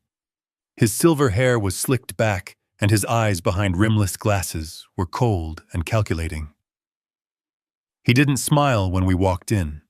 He stood up slowly, imposing his presence on the room. "Mr. O'Connor," he said, his voice a deep baritone that commanded attention. "And this must be the guardian you mentioned." Brittany stepped forward, extending her hand.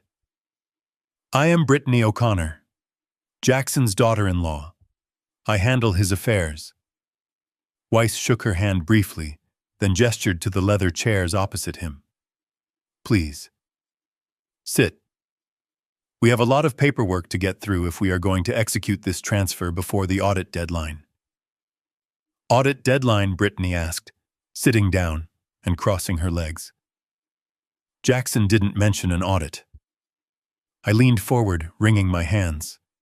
I forgot. They said, the government is looking. Weiss nodded gravely, shuffling a stack of documents on the table. The file was 3 inches thick. Standard procedure, Mrs. O'Connor, he said smoothly. When dormant assets of this magnitude are reactivated, especially ones that were perhaps shielded from initial tax assessments, the IRS takes notice. To access the $200,000 immediately and avoid a freeze, we need to restructure the ownership of the holding entity. Holding entity? Brittany asked, her eyes narrowing slightly. I thought this was just a savings account. Weiss chuckled, a dry sound, like dry leaves scraping together. Rich people do not have savings accounts, Mrs. O'Connor. They have entities, trusts, corporations. Your late mother-in-law structured this capital as the primary asset of a shell company. To liquidate the cash, you must assume control of the company. He slid a piece of paper across the table. It was a summary sheet. At the top, in bold letters, it read, Asset. Liquidity, $215,000. Brittany stared at the number. I saw her throat work as she swallowed. 215,000. It was real. It was right there on the paper. So what do we need to do? She asked, her voice breathless. Weiss opened the thick file. He spread the documents out, creating a fan of paper that covered the mahogany.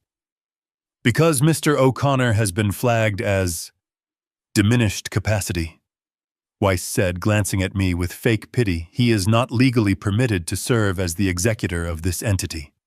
We need to transfer the entire portfolio to a trusted guardian. That would be you. He handed her a heavy fountain pen. You will need to sign here, here, and here, he said, flipping pages rapidly. This transfers the executive power. This assumes the assets. This waives the waiting period. Brittany took the pen. She looked at the first page. It was dense text, single-spaced, full of Latin phrases and legal jargon. I should probably read this, she said, hesitating. Weiss checked his watch. He sighed. Of course. You are welcome to read it. It is 40 pages of standard boilerplate for asset acquisition. However, the wire transfer window closes at 11. If we do not file by then, the funds will remain locked in escrow for another 30-day cycle. And given the audit flags, well, I cannot guarantee the government won't freeze them by then. Brittany looked at the clock on the wall. It was 10:45. She looked at the paper. She looked at me. I was sitting with my head in my hands, rocking back and forth, slightly mumbling to myself about jail. I do not want to go to jail, I whispered. Please, Brittany, just fix it. She made her decision. The greed won. It always wins. Show me where to sign, she said. Weiss pointed. She signed. A flourish of ink. Brittany O'Connor. And here. Brittany O'Connor. And initial here to acknowledge you are assuming all associated liabilities and encumbrances of the O'Connor Construction Legacy Trust. Brittany didn't even blink at the word liabilities. She was too focused on the asset column. She initialed. One last thing, Weiss said, sliding a separate document toward her. It looked different. It was a deed transfer. Because this transaction involves moving assets from a family trust into a personal holding. We need to separate the residential property from the commercial entity to protect it from the audit. This is a quitclaim deed. It temporarily reverts the title of the residence at 42 Willow Lane back to the original grantor, Jackson O'Connor, solely for the purpose of shielding it during the transaction. Once the funds clear, you can file to transfer it back. Brittany paused. The house. That was her prize. Is this necessary? She asked, suspicious. Only if you want the 200,000 today, Weiss said indifferently. If the house remains attached to your name while you accept the influx of cash, it triggers a capital gains review. You would lose about 40% of the total in taxes. 40%. $80,000. Brittany grit her teeth. Fine. She signed the deed. She signed the house back to me. She signed it because she thought it was temporary. She signed it because she thought I was a senile old fool she could manipulate into signing it back tomorrow. Excellent, Weiss said, snatching the papers away before she could look at them again. He stamped them with a heavy thud. Recorded. He looked at his computer screen and typed a few keys. The transfer is initiated. The funds should be available in the holding account within 24 hours. Brittany let out a long breath she had been holding. She smiled. It was the smile of a cat that had just eaten the canary. Thank you, Mr. Weiss. She stood up, smoothing her skirt. She looked at me. Come on, Jackson. Let us go. We have a lot of planning to do. I stood up slowly, clutching my hat. Thank you, sir, I mumbled to Weiss. Weiss looked at me over the rim of his glasses. His eyes were hard. Good luck, Mr. O'Connor. We walked out of the office. Brittany was practically skipping. She was rich. She had the money. She had saved her lifestyle. We got into the elevator. As the doors closed, she turned to me and hugged me. It was a cold, hard hug. You did good today, Jackson, she said. You finally did something useful. I stared at the numbers changing on the elevator display. 39, 38, 37. She had no idea. She had just signed a document that made her the CEO and sole owner of O'Connor Construction Legacy Trust. She thought she had acquired $200,000. What she had actually acquired was the dormant shell of my old company. And attached to that shell, buried deep in the liabilities clause she had initialed without reading, was a structured debt settlement I had negotiated 10 years ago during a lawsuit. The debt wasn't $200,000. It was $4 million. And it had a trigger clause. The moment the ownership transferred, the debt became due immediately. Weiss had already filed the papers electronically. By the time we hit the lobby, the creditors would be getting notifications. By the time we got home, the liens would be processing. And she had signed the house back to me. The only asset she had was gone. I looked at her reflection in the polished steel doors of the elevator. She was fixing her lipstick. She looked happy. I felt a cold, dark satisfaction settle in my chest. Enjoy the ride down, Brittany, I thought, because we are about to hit the bottom. When we got back to the Range Rover, she tossed her purse onto the back seat. I am going to throw a party, she announced, starting the engine. A real party, to celebrate the expansion of my business. Tomorrow night. I want you to be there, Jackson. I want everyone to see how well we take care of you. I nodded, looking out the window. I will be there, Brittany. I wouldn't miss it for the world. She drove fast, aggressive, cutting through traffic. She was invincible. She was untouchable. I put my hand in my pocket and touched the burner phone. I needed to text Weiss. I needed to tell him to initiate phase 2. But not yet. Let her have her night. Let her have her party. The higher she climbed, the harder the fall would be. And I wanted to hear every bone snap when she hit the ground. The house smelled of lilies and expensive desperation. By 7 o'clock, the entire first floor had been transformed into a stage for Brittany's vanity. She had hired a string quartet that was set up in the corner of the living room, playing soft classical music that clashed with the jagged tension in my gut. The furniture I had bought with Sarah 30 years ago had been moved into storage, replaced by rented high-top tables draped in white linen. The lighting was dimmed. The air conditioning was cranked down to Arctic levels, and the bar was stocked with bottles of champagne that cost more than my first truck. I was in the kitchen, staring at the suit Brittany had laid out for me. It was an old brown polyester thing I hadn't worn in a decade. It smelled of cedar chips and mothballs. It was the suit I had worn to my own father's funeral. It was out of style, slightly frayed at the cuffs, and since I had lost 15 pounds from stress over the last few months, I knew it would hang off me like a scarecrow's rags. That was the point. She didn't want Jackson O'Connor, the builder. She didn't want the man who could frame a roof in a day. She wanted the prop.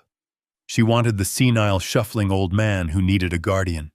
She wanted to parade me in front of her friends and investors like a rescue dog she had saved from the pound.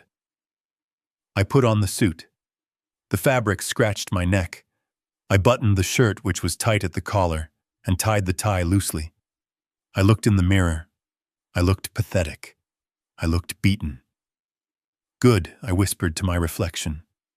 Let them see a broken man. It will make the resurrection that much more terrifying. Brittany swept into the kitchen. She was wearing a red dress that was cut low and tight, a dress that screamed money and power. She had diamonds in her ears. Diamonds I knew she had bought with the first withdrawal from Nash's disability fund. She stopped and looked me up and down. A smile of cruel satisfaction curled her lips. Perfect, she said. You look exactly like what you are. A charity case.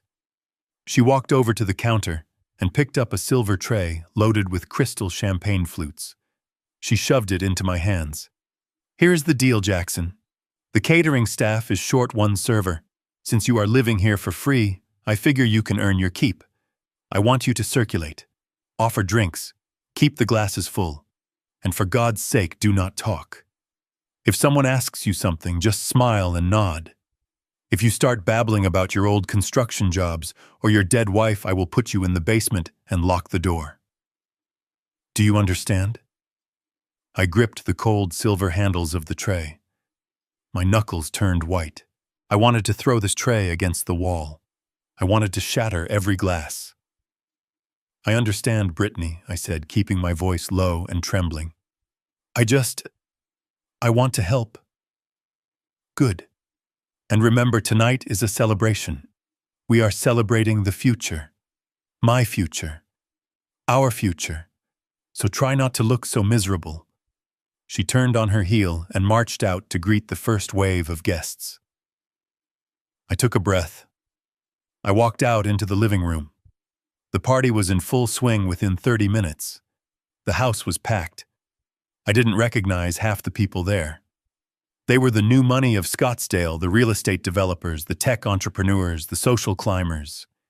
They were people who looked at a house and saw square footage, not the craftsmanship of the joinery or the sweat in the foundation. I moved through the crowd holding the tray. Champagne, I mumbled, offering a glass to a man in a blue velvet blazer. He didn't even look at me. He just reached out, took the glass, and kept talking to a woman with surgically enhanced lips. Whatever Brittany is doing, it is working, he said loud enough for me to hear. She says she just secured a major capital injection, something about a family trust maturing. She is talking about opening 3 new locations by Christmas. The woman laughed, sipping her drink. She is a shark, that one. I heard she finally got the father-in-law situation under control. Sad, really. Dementia is such a burden on the family. I walked away, my face burning. They were talking about me like I was a piece of furniture that needed to be reupholstered. I kept moving. I topped off glasses. I took empty plates.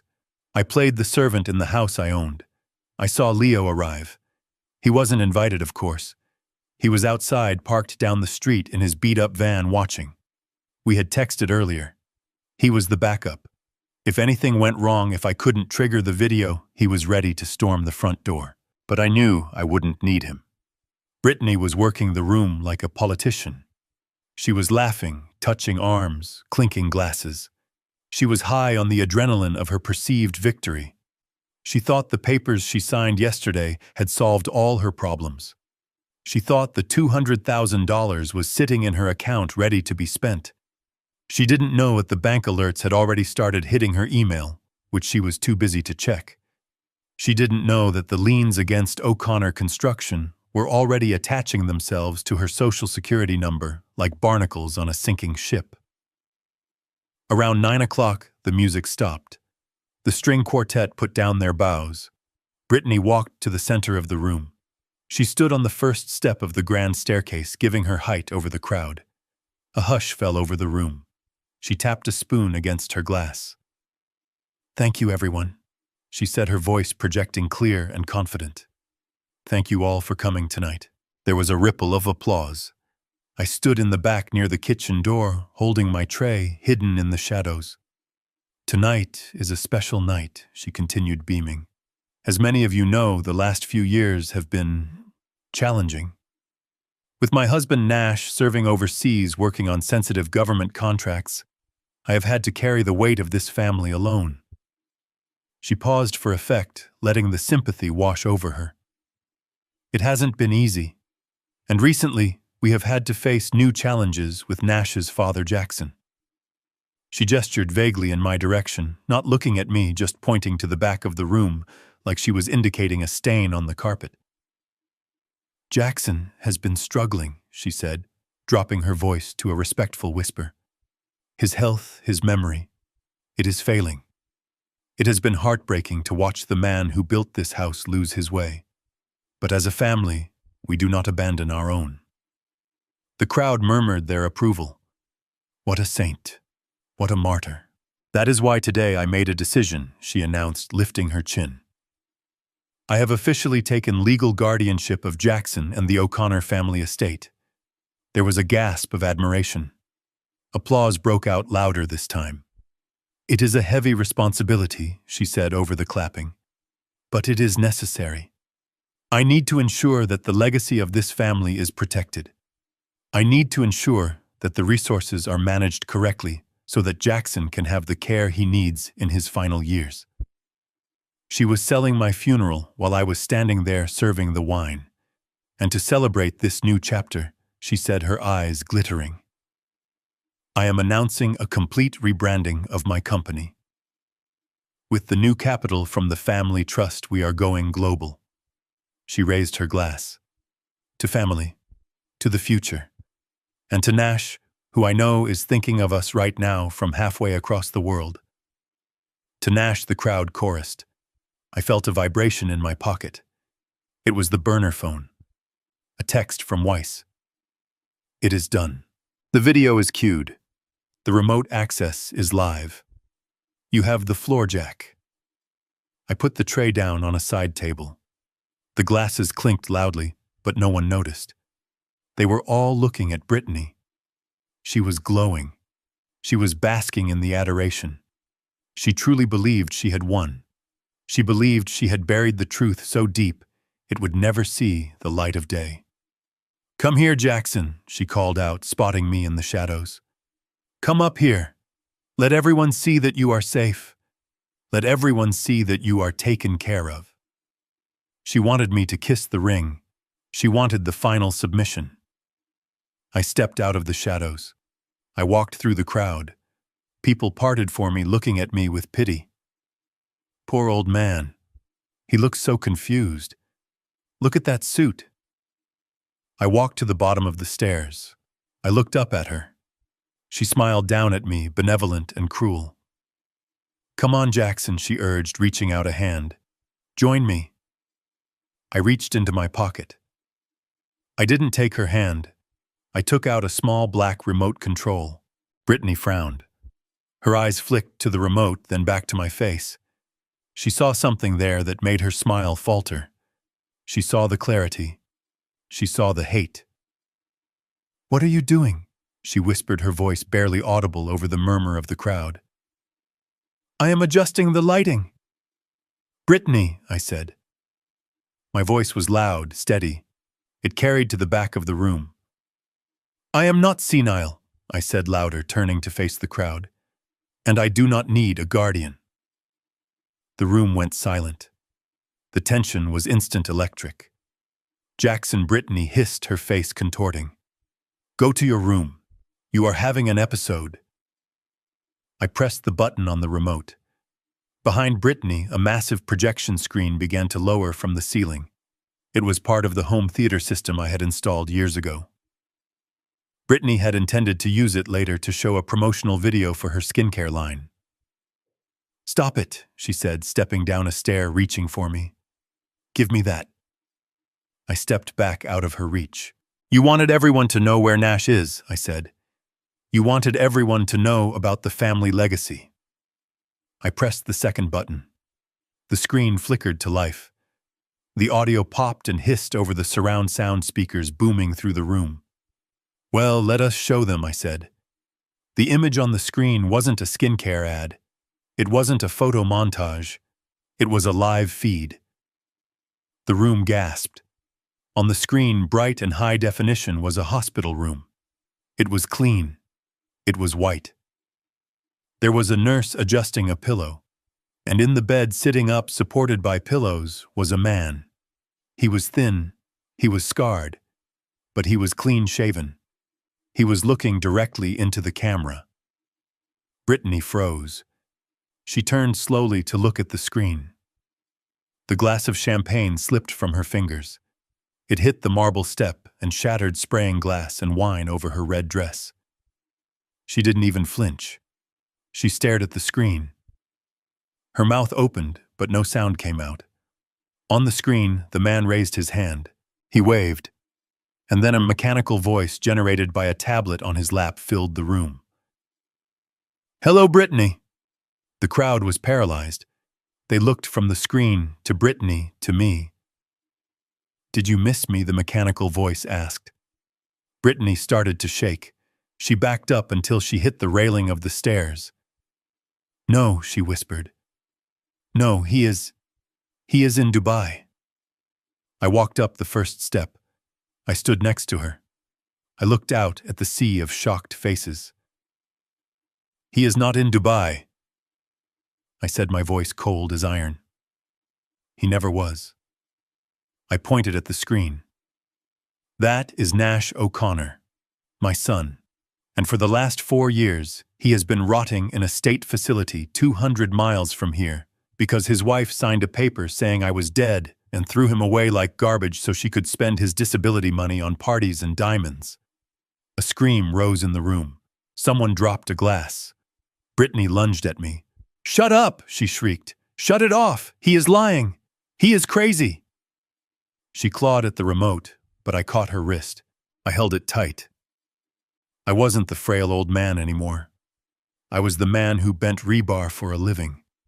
I squeezed her wrist until she cried out and dropped to her knees. "I am not crazy, Brittany," I said, looking down at her. "And I am not your guardian."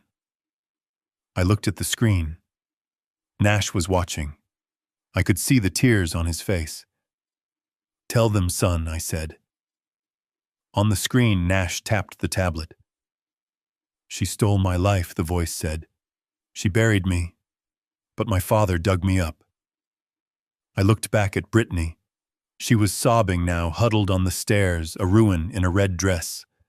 "And by the way," I said, leaning close to her so the microphone on the remote picked up every word. "The papers you signed yesterday, you didn't inherit $200,000, Brittany. You inherited $4 million in debt. You own O'Connor Construction now, and the creditors are already filing the liens." I dropped her wrist. "Happy birthday, Brittany." Then the front door burst open. It wasn't Leo. It was the police. 4 officers led by the sheriff himself. Behind them walked Saul Weiss, carrying a briefcase like a weapon. "Brittany O'Connor." The sheriff boomed, his voice filling the stunned room. "You are under arrest." The party was over. The adjustment was complete. The silence in the room was not empty. It was heavy like the air before a tornado touches down. I stood on the first step of the grand staircase, the remote control cool and hard in my hand. I looked down at Brittany. She was still on her knees, clutching her wrist, where I had squeezed it, her red dress pooling around her like spilled blood. She looked up at me, and for the first time in 4 years, I saw genuine fear in her eyes. Not annoyance, not disdain, but the primal fear of a predator who realizes they have walked into a cage. I didn't shake. My hands were as steady as stone. The whiskey act was over. The confused old man was gone. I pressed the button on the remote. A low mechanical hum filled the room as the massive projection screen finished its descent from the ceiling. It was a canvas of white waiting for paint. The guests turned their heads in unison, a sea of expensive haircuts and confused expressions. They were waiting for a marketing video. They were waiting for a slideshow of Brittany's success. I pressed the second button. The screen did not flicker with a logo. It did not play upbeat music. It flashed blue for a second, and then a live video feed cut in. The resolution was crystal clear, high definition, projected 10 feet tall. It was a hospital room, but not the dungeon at Willow Creek. This room was bathed in soft, warm light. There were mahogany panels on the walls. There was a large window showing the lights of the city at night. In the center of the frame sat a state-of-the-art motorized wheelchair, and in that chair sat Nash. A collective gasp ripped through the room. It was a sound of pure shock. Brittany scrambled to her feet. She grabbed the banister, her knuckles white. She stared at the screen, and her mouth opened and closed like a fish on a dock. Nash was clean. The grime of the state facility was gone. He had been bathed, shaved, and dressed in a crisp blue button-down shirt, the kind he used to wear when he was the foreman of my crew. The scar on his head was still there, angry and jagged, a map of his trauma, but his eyes were clear. They were sharp. They were focused right on the camera lens. Standing to his left was a man in a white coat with a stethoscope around his neck. Standing to his right, arms crossed over his chest, was the county sheriff. The image was undeniable. It was immediate. It was real. On the screen, Nash raised his hand. It was a slow, deliberate movement.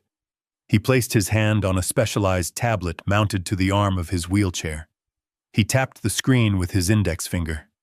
The speakers in the living room crackled, and then a voice filled the air. It was a synthesized voice, electronic and flat, but the cadence was unmistakable. It carried a weight that silenced every whisper in the room. "Hello, wife." The sound of that robotic voice hitting the silence of the party was like a gunshot. Brittany took a step back. She shook her head. "No," she whispered. "No, that is a trick. That is a recording." I looked at the screen. I nodded to my son. Nash tapped the screen again. His eyes on the video feed narrowed. He was looking at a monitor on his end, seeing us just as we saw him. He was seeing his wife in her red dress. He was seeing the investors drinking his champagne. "Dubai looks different than I remember," the voice said. A woman in the front row dropped her purse. A man near the bar put his drink down and took a step toward the door, but stopped, unable to look away. "Is it hot? In Dubai?" "Brittany." Nash's hand moved across the tablet, typing with painful precision. "Or is it hotter in the poorhouse, where you locked me for 4 years?" Crash! The sound of shattering crystal exploded in the room. Brittany had dropped her champagne flute. It hit the marble floor and exploded, sending shards of glass and expensive vintage wine flying across the room, splashing onto the shoes of her investors. She didn't notice. She was paralyzed. Her face had drained of all color, leaving her makeup standing out like war paint on a corpse. She was shaking so hard the sequins on her dress shimmered. "It is a lie," she screamed, her voice cracking high and hysterical. She spun around to face the crowd, her arms flailing. "It is a deep fake. It is AI. Jackson is doing this. He is sick. He is trying to hurt me." She pointed a trembling finger at me. "Turn it off," she shrieked. "Turn it off right now, Jackson." I stepped up to the microphone stand she had set up for her speech. I gripped the metal stand. I looked out at the room. I looked at the people who had laughed at my old suit, who had ignored me when I offered them drinks. She says it is fake, I said, my voice booming over the speakers, drowning out her screams. She says my son is in Dubai. She says he is a hero, protecting his country. I looked down at Brittany. But heroes do not get locked in state facilities with no windows. Heroes do not get their disability checks stolen by their wives. Heroes do not get erased from the world by the people who are supposed to love them. I gestured to the screen. That is Nash O'Connor, my son. He suffered a traumatic brain injury 4 years ago on a job site. He didn't go to the desert. He went to the dark. And this woman, I pointed at Brittany, who was now backing away toward the kitchen door, her eyes darting around like a trapped animal. This woman signed the papers to have him committed as a ward of the state. She signed the papers claiming I was dead so no one would challenge her guardianship. And then she spent every dime of his settlement on this house, on these clothes, and on the champagne you are all drinking right now. The room erupted. The murmur turned into a roar of outrage and shock. People were pulling out their phones recording. The investors, the ones Brittany had groomed so carefully, were looking at her with expressions of absolute revulsion. She didn't know I was alive, I continued, my voice rising. She thought I was a senile old ghost she could keep in the basement. She thought she had won. I stepped down from the landing and walked toward her. She froze, trapped between me and the crowd. But yesterday, she made a mistake. I reached into my jacket pocket and pulled out a folded document. It was the copy of the papers she had signed in Weiss's office. I held them up. Yesterday, she thought she was stealing my last $200,000. She thought she was signing a guardianship paper to access a secret account. Brittany stared at the papers. Her breathing was shallow, rapid gasps. You gave me the money, she whispered. You signed it over. I smiled. It was a cold, hard smile. I didn't sign over money, Brittany. I signed over a company. I unfolded the document and turned it so the crowd could see the bold header. O'Connor Construction Legacy Trust. You see, I said, addressing the room, this company has been defunct for years. But it still exists on paper, and it carries a heavy load. A lawsuit settlement from a decade ago structured as a dormant debt. I walked closer to her until I was standing right in her personal space. When you signed your name as the new CEO and primary shareholder, you didn't just get the company name. You assumed full personal liability for all outstanding debts. I leaned in close, the microphone picking up every syllable. You owe $5 million, Brittany. Her knees gave out. She didn't fall gracefully. She collapsed, dropping to the floor in a heap of red silk and terror. $5 million, she gasped.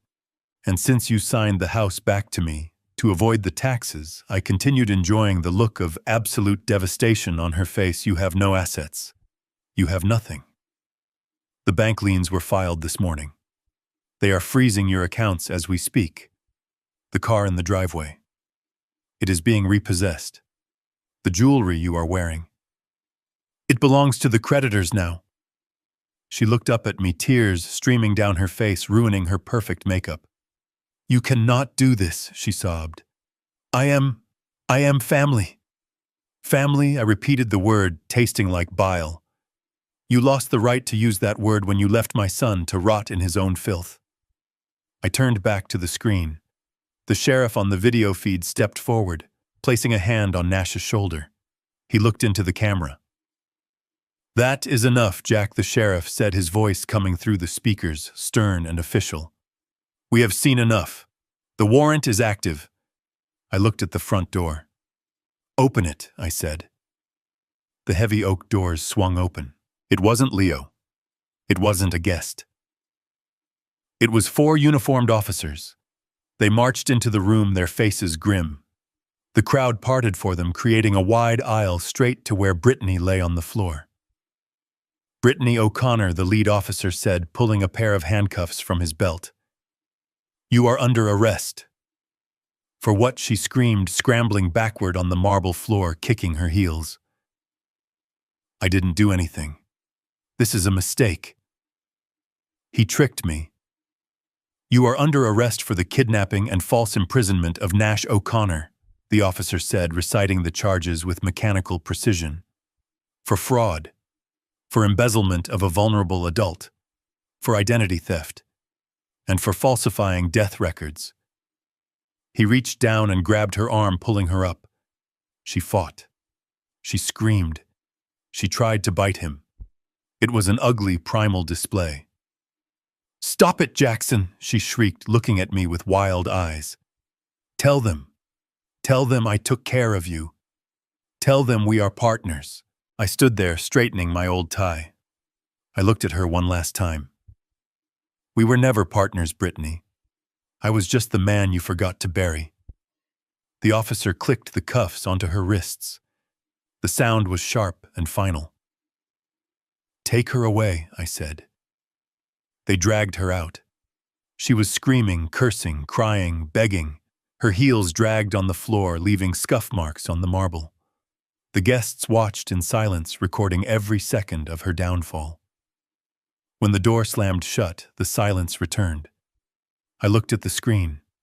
Nash was smiling. It was a crooked, broken smile, but it was the most beautiful thing I had ever seen. I looked at the crowd. "Get out," I said quietly. Nobody moved. I said, "Get out." I roared, my voice cracking with the strain. "Get out of my house." They scrambled. The investors, the socialites, the hangers-on. They dropped their glasses, they grabbed their purses, and they ran. They streamed out the front door like rats fleeing a sinking ship. Within 2 minutes, the house was empty. Just me. And the screen. I walked over to the image of my son. I reached out and touched the projection of his face. "We did it, son," I whispered, tears finally spilling down my cheeks. "We got her." On the screen, Nash tapped the tablet one last time. "Home." I nodded. "Yeah. I am coming to get you. We are going home. Not to this house. This house is poisoned, but we are going to build a new one." I turned off the projector. The room went dark. I took off the old suit jacket and threw it on the floor. I loosened my tie. I walked to the kitchen, found the bottle of expensive whiskey Brittany had been saving for a special occasion, and poured it down the sink. Then I grabbed my keys. I had a son to pick up, and we had a lot of catching up to do. The flashing lights of the police cruisers faded into the distance, leaving the cul-de-sac in a heavy, stunned silence. The neighbors who had been peeking through their blinds slowly let them snap shut. The show was over. Brittany was gone. She had been dragged out, screaming, her wrists cuffed behind her back. Her perfect red dress ruined her dignity, shredded in front of the entire town and thousands of people watching online. The live stream from the guests' phones had done its work. Her face, her name, her crimes were now viral. She would never hide again. I stood in the foyer of the house I had built. The floor was sticky with spilled champagne. Broken glass glittered under the chandelier. The white lilies Brittany had ordered by the truckload were starting to wilt, their sweet smell turning cloying and sickening. I didn't feel triumphant. I didn't feel happy. I felt exhausted. I felt a bone-deep weariness that had been accumulating for 4 years. But underneath the exhaustion, there was something else. A lightness. The heavy, suffocating blanket of lies was gone. I could breathe again. I walked through the house, turning off the lights one by one. I didn't clean up. I didn't pick up the glasses or the dropped purses. I left the mess where it lay. It wasn't my mess anymore. This house wasn't my home anymore. It was a crime scene. It was a museum of betrayal. I grabbed my keys and my old denim jacket. I walked out the front door and locked it behind me for the last time. I got into my truck and drove to the private hospital in Scottsdale. I spent that night in a chair next to Nash's bed, holding his hand, watching the monitors beep listening to the steady rhythm of his breathing. For the first time in years, he slept without fear. The next few months were a blur of legal battles and logistics. Saul Weiss was a force of nature. He didn't just win the case, he annihilated the opposition. Brittany didn't even make it to trial. Faced with the overwhelming evidence, the video testimony from Nash, the bank, records, the forged documents, and the crushing weight of the $4 million debt she had unknowingly signed for, she took a plea deal. She pleaded guilty to fraud, elder abuse, and kidnapping. She was sentenced to 25 years in state prison. The judge, a stern woman who had watched the video of Nash in that hellhole, added a stipulation that she serve at least 80% of her sentence before being eligible for parole. Brittany O'Connor, the woman who wanted to be a socialite, would spend the rest of her youth in a cell wearing orange instead of silk. I didn't go to the sentencing. I didn't need to see her again. She was part of the past, a dark chapter that was finally closed. My focus was on the future. The first thing I did was put the house on the market. I didn't care about the price, I just wanted it gone. I sold it as is champagne stains and all to a developer who wanted the land. The money from the sale, after paying off the remaining debts Brittany had accrued, went into a trust for Nash's care. I took the rest of my savings, the money from Sarah's land that I had protected, and I went looking for a new life. I didn't want a mansion. I didn't want a subdivision with HOA rules and nosy neighbors. I wanted space. I wanted quiet. I wanted land where I could see the stars without the light pollution of the city. I found it in a small valley 2 hours north. It was an old horse farm that had seen better days. The fences were leaning, the barn was sagging, and the main house was a small single-story ranch that hadn't been updated since the 70s. It was perfect. I bought it cash. And then for the first time in a long time, I put on my tool belt. I hired a crew, but I didn't just supervise. I worked. I was 72 years old, but I was on the job site every morning at dawn, drinking coffee from my thermos, smelling the sawdust and the fresh paint. We gutted the house. We knocked down walls to widen the hallways. We tore out the bathrooms and installed roll-in showers with bench seats and grab bars. We built ramps, wide, sturdy ramps with gentle grades that wrapped around the porch and led down to the garden. I built it for Nash. Every nail I drove, every board I cut was a promise to him. I was building him a fortress of safety, a place where no one could ever lock him away again. Leo came to help. The kid had quit his courier job after the night at the market. He showed up one morning with a tool belt and a shy smile. He didn't ask for money. He just started carrying lumber. He worked side by side with me, sweating in the sun, helping me rebuild the life his best friend had lost. We didn't talk much about the past.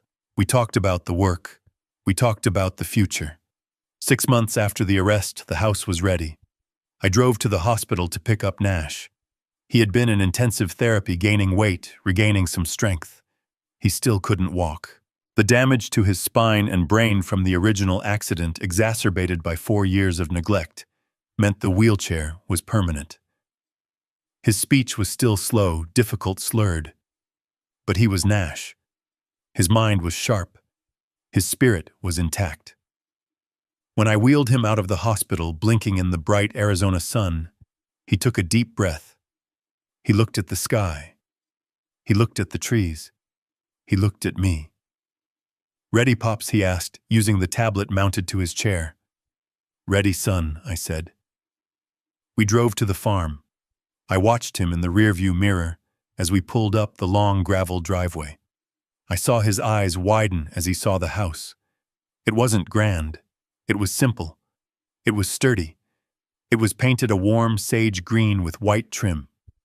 There were flower boxes in the windows filled with marigolds. I parked the van, a specially modified vehicle I had bought to accommodate his chair. I lowered the ramp. Nash rolled down onto the gravel. He looked at the wide wrap-around porch. He looked at the ramps that integrated seamlessly into the design. He looked at the barn where Leo was already working on restoring an old tractor. Home, he typed. Home, I agreed. We settled in. Life found a new rhythm. It wasn't the life we had planned, but it was a good life. I woke up early to tend the small vegetable garden I had planted. Nash spent his mornings on the porch, working on his computer. He had started an online consulting business using his engineering background to review blueprints and specs. He couldn't swing a hammer anymore, but he could still spot a structural flaw from a mile away. We hired a nurse, a kind woman named Maria, who came in during the day to help with physical therapy and meals. She treated Nash with respect, not pity. She laughed at his jokes even when they were typed out on a screen. One evening, about a year after we moved in, I was sitting on the porch. The sun was setting, painting the sky in streaks of purple and orange. The air was cooling down, smelling of sagebrush and damp earth. I had a cup of coffee in my hand. Nash was next to me in his chair. We sat in silence for a long time, just watching the light fade. It was a comfortable silence.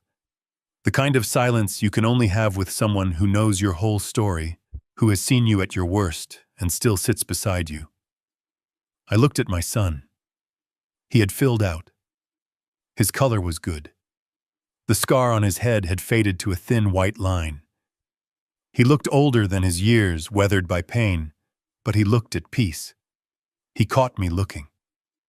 He smiled that crooked smile that still broke my heart a little and mended it at the same time.